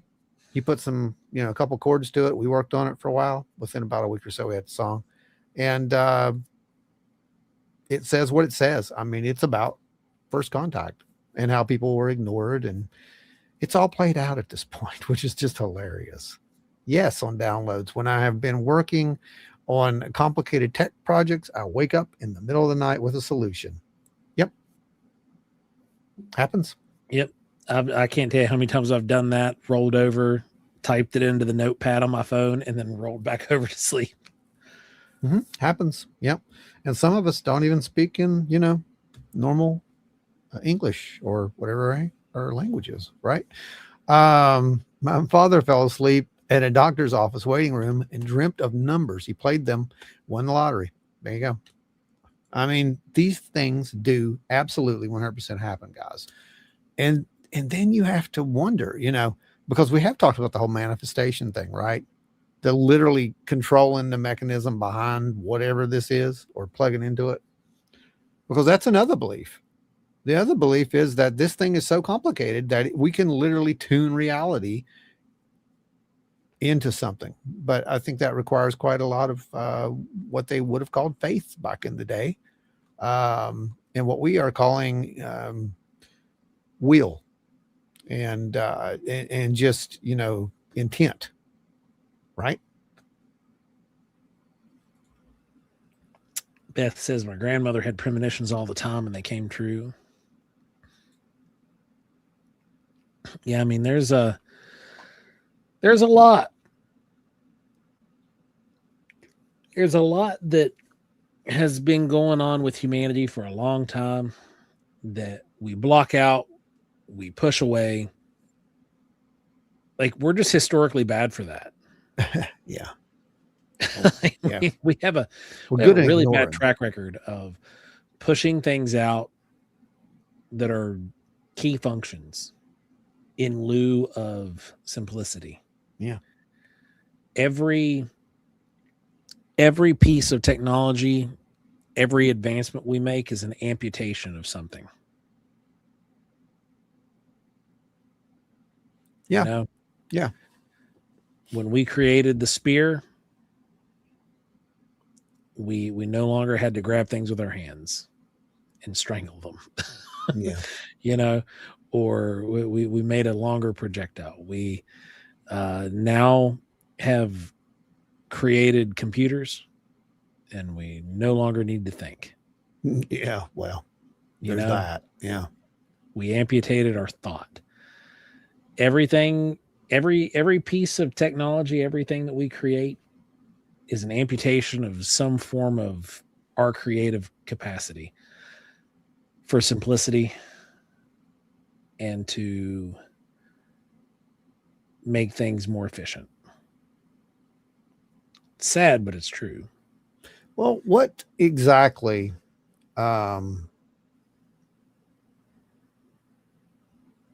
it boils down to is it would seem that on the periphery of consciousness and humanity and whatever this is, there is a underlying source, something that's there that either A, we tap into it, or B, it taps into us. But either way, it's been doing this for a very, very, very long time. Yep. This is not new. This is nothing new. And if we look at that for what it is, that interaction, that intervention, possibly at times, as Ross was talking about, whatever this is, it doesn't care about us. Possibly it cares about the planet. I don't buy that. And the data doesn't support that. See, if the data supported that, then we wouldn't be here, because there's been multiple things throughout history, according to some of the ancient legends, that should have wiped humanity away. But someone said, no, you build a boat, you go underground, you go do this, you go and climb a giant reed to the sky. There's going to be a flood, there's going to be an earthquake, there's going to be this or that or fire, but you have to go, you have to survive. Why is that? Why did they want us to survive if they just care about the earth? That doesn't add up. So there's something about us that is an investment. Now, what is that? It could just be the nature of our existence. We are a conscious entity with a spirit wrapped in a meat bag. Ooh, now you're getting it. Now you're getting it. Folks, it's triune existence of what we are. Let's get you guys to chime in right now. I want to hear opinions on this right now. Literally. Scientists are saying that premonitions are possible time distortions. Yep. Could be. Right? Could be seen in the multiverses. Yeah. Quantum realities. Interactions with something. Big birds make little birds. Big dogs make little dogs. Big creators make little creators, I suppose. That's funny. I like that. I mean, in definition, yeah. I like that. That's part of the whole image thing.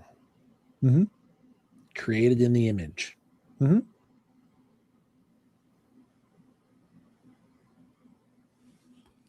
Okay, let's see. Folks, share your opinions, get your questions, etc., etc. This is a place for you to actually speak up and be heard. Go Dot. Scientists say James Webb's latest data shows that we know very little about actual physics with unusual data.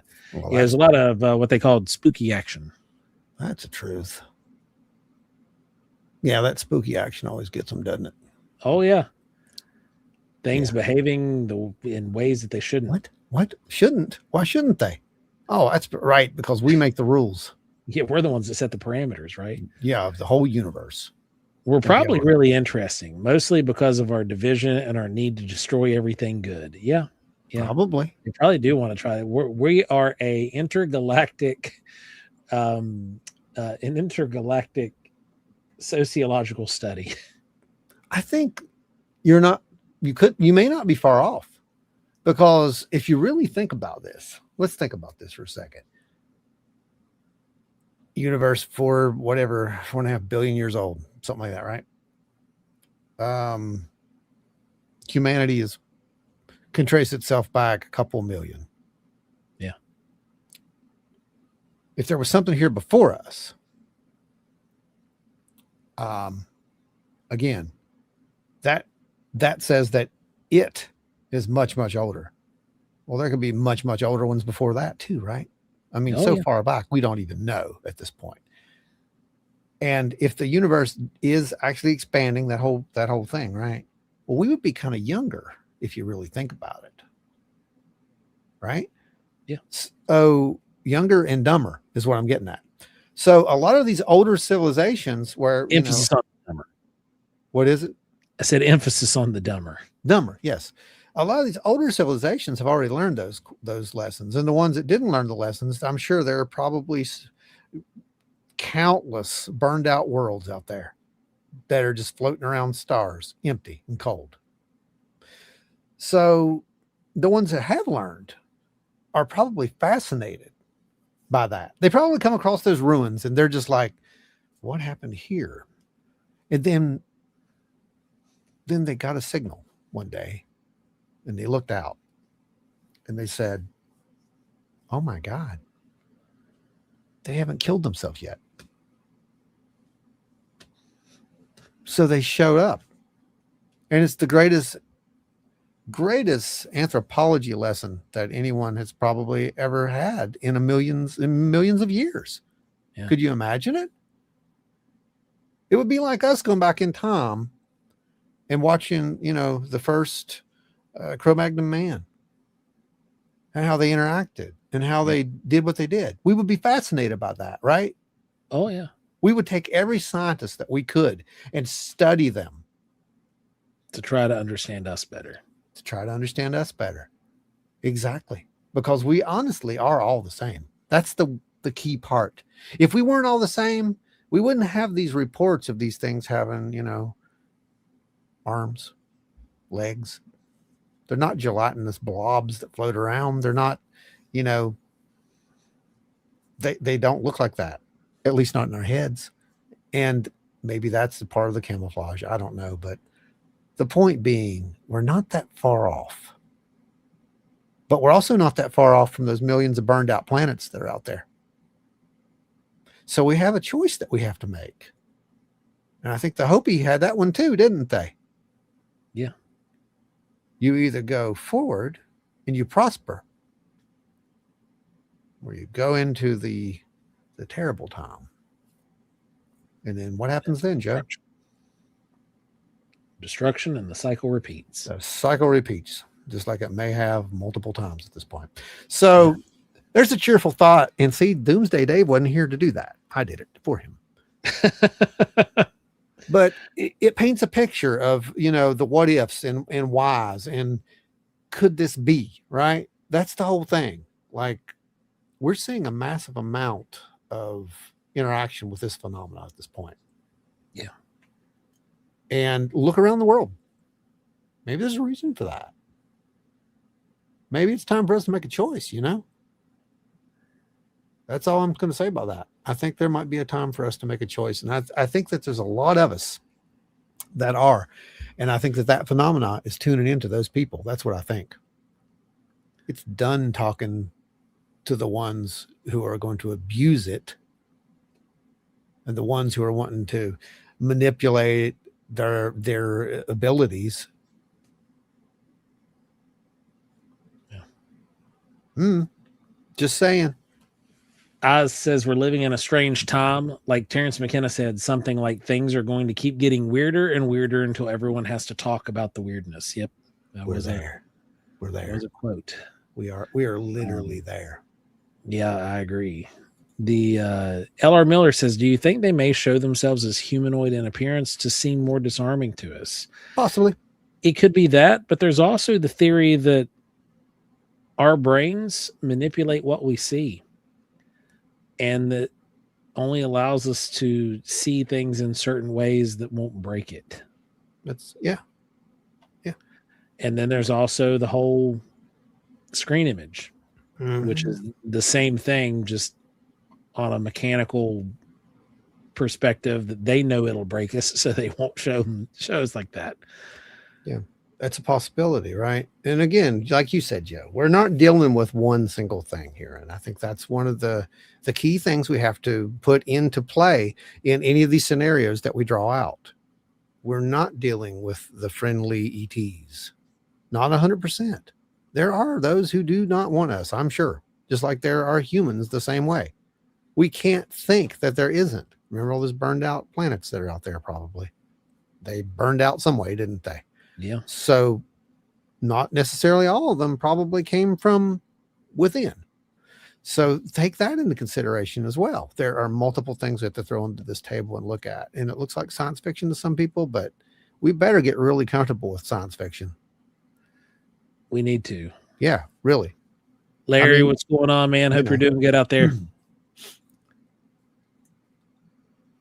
Dog Boy says, do the dolphins also get these kind of visions? They're the only creature we know of that has a higher brain to body ratio than humans. There have been some studies that shown that dolphins appear to dream. So they dream of unicorns. they dream of having legs. They probably did. Ashley, some of the human-looking ones claim they were originally from Earth and they colonized another planet somehow, some way, 800 billion years ago or whatever. No, you're wrong. You're not wrong. There's so many stories like that, and that's the problem. We have to break those stories down into little pieces and look at those, and the big piece being, well, there's something there and it came from somewhere and it may have done what you said, but is there proof? Yeah, I don't know. I think that's one of our issues. Oz says, I'm ditching this crazy timeline. If I get the chance, I want some peace. We should be having picnics and eating cookies, not fighting. Agreed. Well, we're gonna. It's why the Hulk comics always appealed to me growing up. Like Hulk just wanted to be left alone. Hulk wanted to be able to be Hulk and out there alone in the wilderness. That was his happy place. So Bigfoot got you. Right. Mm-hmm. Then let's see. No, last times right there. I believe our brains do manipulate what our eyes can see. I think that's part of the explanation for things showing up in pictures that supposedly weren't there when the photos were taken. It could be. Boom. Yeah, I think you're right. I think perception plays a huge, huge part in this. I really do. Rick? Yeah, Godot, dolphins and cows are related. Rick Skinner, keeping it weird and free. Thanks, man. We very much appreciate you. My friend. You guys have been great tonight. Thanks, everybody. Big one.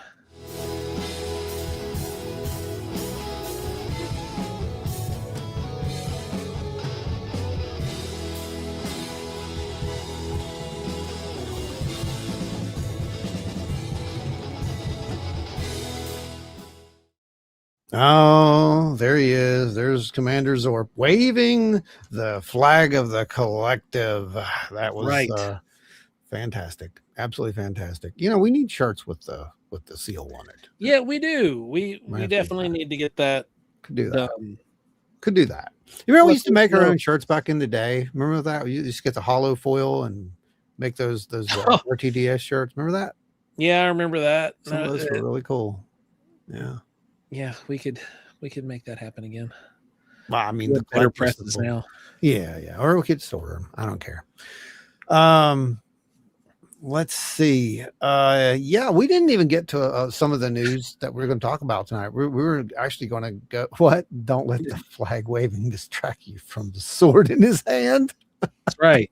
Well, he is Commander Zorp for a reason. You don't just right. become commander. I'm just saying he's rose the ranks, kind of like the Klingons, probably. I don't know how it works on their planet. We didn't really get to talk about James Fox and the big thing that's happening with James this weekend. Yes. So James is putting together basically a press conference at the press club, Washington Press Club, this on the 20th, right? Yes, on the 20th. I think it's Tuesday, right? Yeah. And he's going to, I guess, bring some of the key witnesses from the Virginia case. And it's supposed to be just this massive little mini disclosure kind of event, right? From what we're understanding. Firsthand experiencers with non-human life. Yeah. Yeah. The doctor who came forward. Fascinating story. Just an incredible story. His description of it is just, wow, it's pretty amazing. It's what it is. According to him, this thing is more intelligent than anything that he's ever been in contact with, and it was fully aware of the situation. It knew that it was in trouble, and it still had control of the room. That's amazing. That's the mentality of these things. If you talk to the right people, you're going to hear that they are in control. And I think that that's another reason that the government has issues. They want to be in control. They can't be in control if something else is already in control. Yes, Ashley, this coming Tuesday. Yeah, I think it is Tuesday. Yeah, I think it's the 20th. It is. Yep, Tuesday is the correct. 20th. Yeah, it's correct. Where's the video though? Right. Five videos from what he's saying. Actually, there's over 5 videos out there, and you watch that, you just hear them, like, especially that one story where he's talking to the one guy about it and said his wife's just staring him down. It's like, man, what did they say to these people? Yeah. What did they say to those people, man? I'm still holding out hope that he has one of the copies. Someone's gonna, at some point, he's gonna get a copy of this thing. Yeah, he's got to, and that's gonna blow it out of the water. I mean, the autopsy report's pretty darn good. right. I'll be honest with you, that's pretty darn good. And describing how the that bacteria behaved, that is just wild. Couldn't be stopped. It was a form of staph. Yeah. A mutation of staph that we had never seen before. Yeah. And it was unstoppable.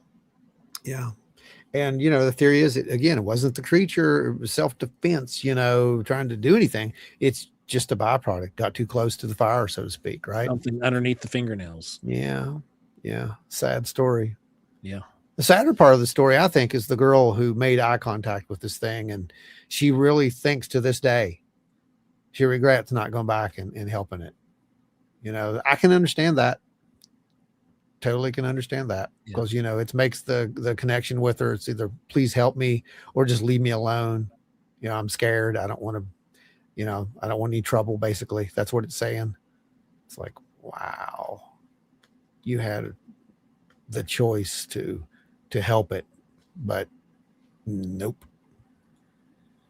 That'd be tough. Dave, thank you for a great first live stream experience. Well, thank you for staying. Absolutely. It's one thing to get people to come into these, but it's another thing to get them to stick around for the full show, and that's that means a lot to us, for real, man. I'm not even kidding you.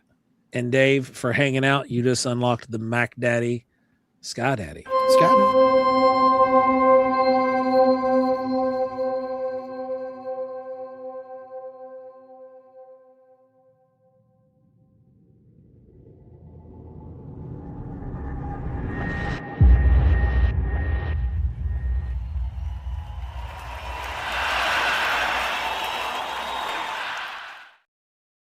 All right, folks, before we go, we're going to do it because we did it for a while. Joe, pop up the appropriate screen and we will explain to these happy folks what is about to happen. As I said before, we are researchers. We're not just a bunch of goobers who come on here and talk about stuff. We actually. So now what I need everybody to do is go ahead and find a car battery. No. And hook it up to your fingers. No. Don't do that. And if you get it wrong, I want you to connect the positive. Actually, what? There's a reason he did that. Oh, that's real. There's a real reason, because pain, emotion plays into psychic phenomena 100%. So yeah, and there was a study done on folks who were driving in Iraq and Afghanistan. That's right. It's fascinating one. That was Joe McMoneagle. Go listen to that one. Blows your mind. Okay, here's what we are going to do. Before me, a deck of 25 cards. We are not going to do a Folds inner card test. That would take far too long. What we're going to do is this. We're going to test your intuition. We're going to test that ability, which a lot of people have turned off because they don't think it works. And you're not going to get it right. Let's just tell yourself that. You're not going to get it right. This is not about getting it right. This is about seeing if you can get it right. And if you can, try to do it a couple times. Then you can figure out what that means. But everybody has the ability to do this. So I want you to take a nice, big, deep breath. That's what you're going to do. And then breathe out very slowly. Ignore all the folks who are over there putting numbers and saying stuff at this point. Just focus on this card right here. This is the card. Okay. Now you're going to give yourself a visual, or not visual, an audible cue. Let's just do that. And I like to snap my fingers because that's a good audible cue. So what you say to yourself is, when I snap my fingers, I'm going to know what that card is. And there's your card choices right there. So you're not guessing. It's the first thing that pops into your mind. So the best thing to do, honestly, is close your eyes. And then when you do make that click or whatever you do, doesn't matter. That's the card you go with. Don't overthink it. Just go with that very first initial one that you think of. Just pop. And that's it right there. Got it. Yours, Joe. Plus. Okay.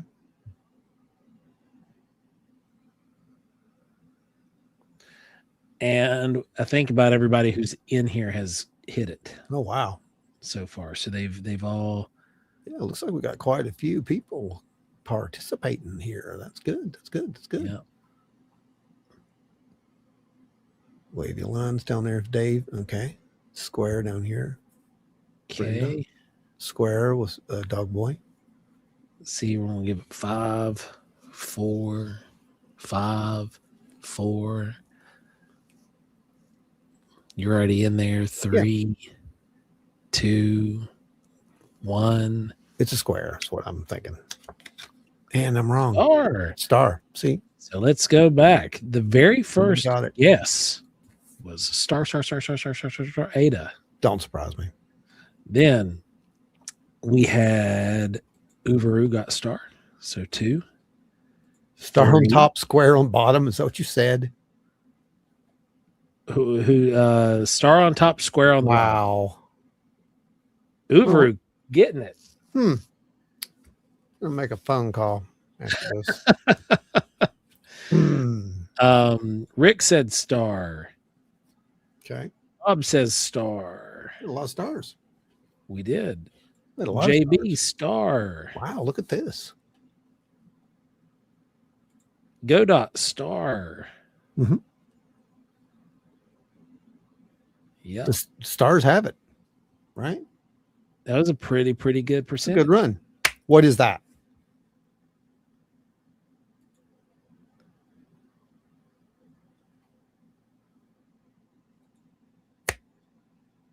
Get him in there, hurry. Go. Don't think about it. First thing when you hear that pop, what is that? What is that? Boom, just like that.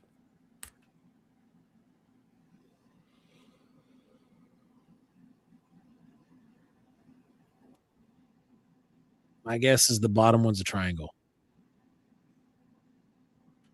I hate you. Yep.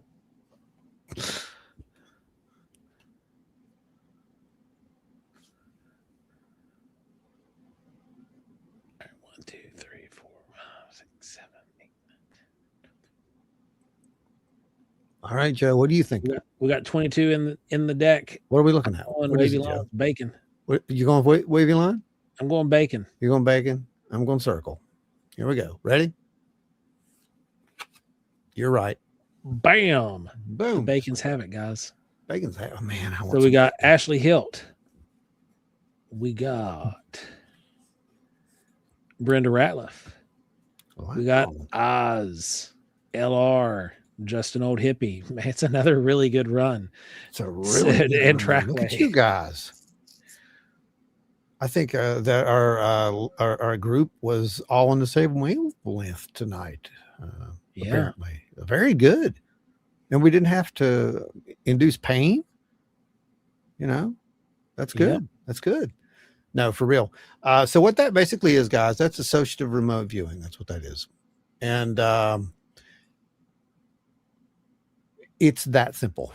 It's literally just flashes in your head. And Man, the bacons were killing it. look at that. We had a lot of bacons. Look at that. It's a lot That's two good runs back to back. I'll take it, man. 2 extremely good runs. Good job. So yeah, you guys did an incredible job. Give yourself a hand. We'll also have those custom cards pretty soon for you guys. I've got to finalize some art on those things, and I want to make them just a little more personal. I want to make them a little more personal to the show. I think that it's a branding just for you guys. You'll understand it, but other people are going to be like, "What in What? the world is this?" But you're going to understand it, and not only understand it, you're going to be able to do more than just what you saw here. I want to make it to where it's got a little bit more multi-use to it. So you might be able to test, telepathy, precognitive abilities. You might be able to test, maybe callers or maybe numbers. I don't know, but I'm going to try to make it a little different for you guys. Rob said I stuck my tongue on a AA battery. AA battery. That's when you have to. You have to have another. Just swallow it, pretty much. I mean, don't do that. No, that'd be bad. That'd be bad. Don't do that. Don't do that. You don't want to do that. Hoover said I used all of my brain on the first go. Yeah. Probably overloaded it there for a little bit. But no, that's an interesting thing you said there, Overoo, because back when I used to conduct those tests, and how to do the test is you have to do 25 runs of that, and you have to do 25 runs of the 25 runs. It's exhausting. But what I found was that you would get people who got it right off the bat. They would get these runs right off the bat, right? And then they would just tank straight down. And then a little bit later on, you get another little bit of this nice little run of like 5 or 6 cards, right? Yeah. And I always thought at the time, it was like a recharge kind of thing. But now I think it might have a lot to do with, like Monica was saying, where it may have where your ego got involved, where you're like, now it's a game. Now it's a game. I got to win, I'm up 6. I got to get 7, that kind of a thing. And that's human nature. And that's the hardest part to get rid of when it comes to that. So yeah, pretty impressive just for a little remote test. That was fun. You guys did good. Proud of you. Well, thanks everybody that joined us tonight. Thank you to all of the executive producers out there who are hanging out with us. We appreciate each and every one of you all. Hope you all have a fantastic rest of your week going into the weekend here, guys. It's going to be fantastic. I hope you guys join us all right here next Thursday, 8 p.m. Eastern. Tell your friends. We'll talk about the press release from DC with Virginia. Please tell your friends. Make sure that we keep growing this. The whole point of this is to get this community bigger, and not just an audience, the community bigger, because that's disclosure. Government ain't giving it to you. Ain't gonna happen. But you can give it to yourselves. Not the way we want. Nope. So, folks, you guys are awesome. Again, we appreciate you. Right here next week, 8 p.m. Eastern. May 2nd and 3rd, OBC. We're going to be there. Carter County Bigfoot. We're going to be there. June the 13th. Is that right? I don't know. Is the Appalachian UFO Festival. Come hang out with us there. It's going to be a blast. Yep. So yeah, guys, good times. Let the good times roll. Hope you guys have a fantastic weekend. And remember, the next time that, you're talking to your AI assistant, be polite. Because apparently we're like that close from the tipping point, and none of us Stone Maven interrupting the final Remember segment, but we'll take it. That's never happened before. I know. That's amazing. Thank you, Stone Maven. That bless you. Absolutely. That has never happened before. The only person who's ever interrupted you is me. Right? Yeah, and that's the way it should be. Stone Maven.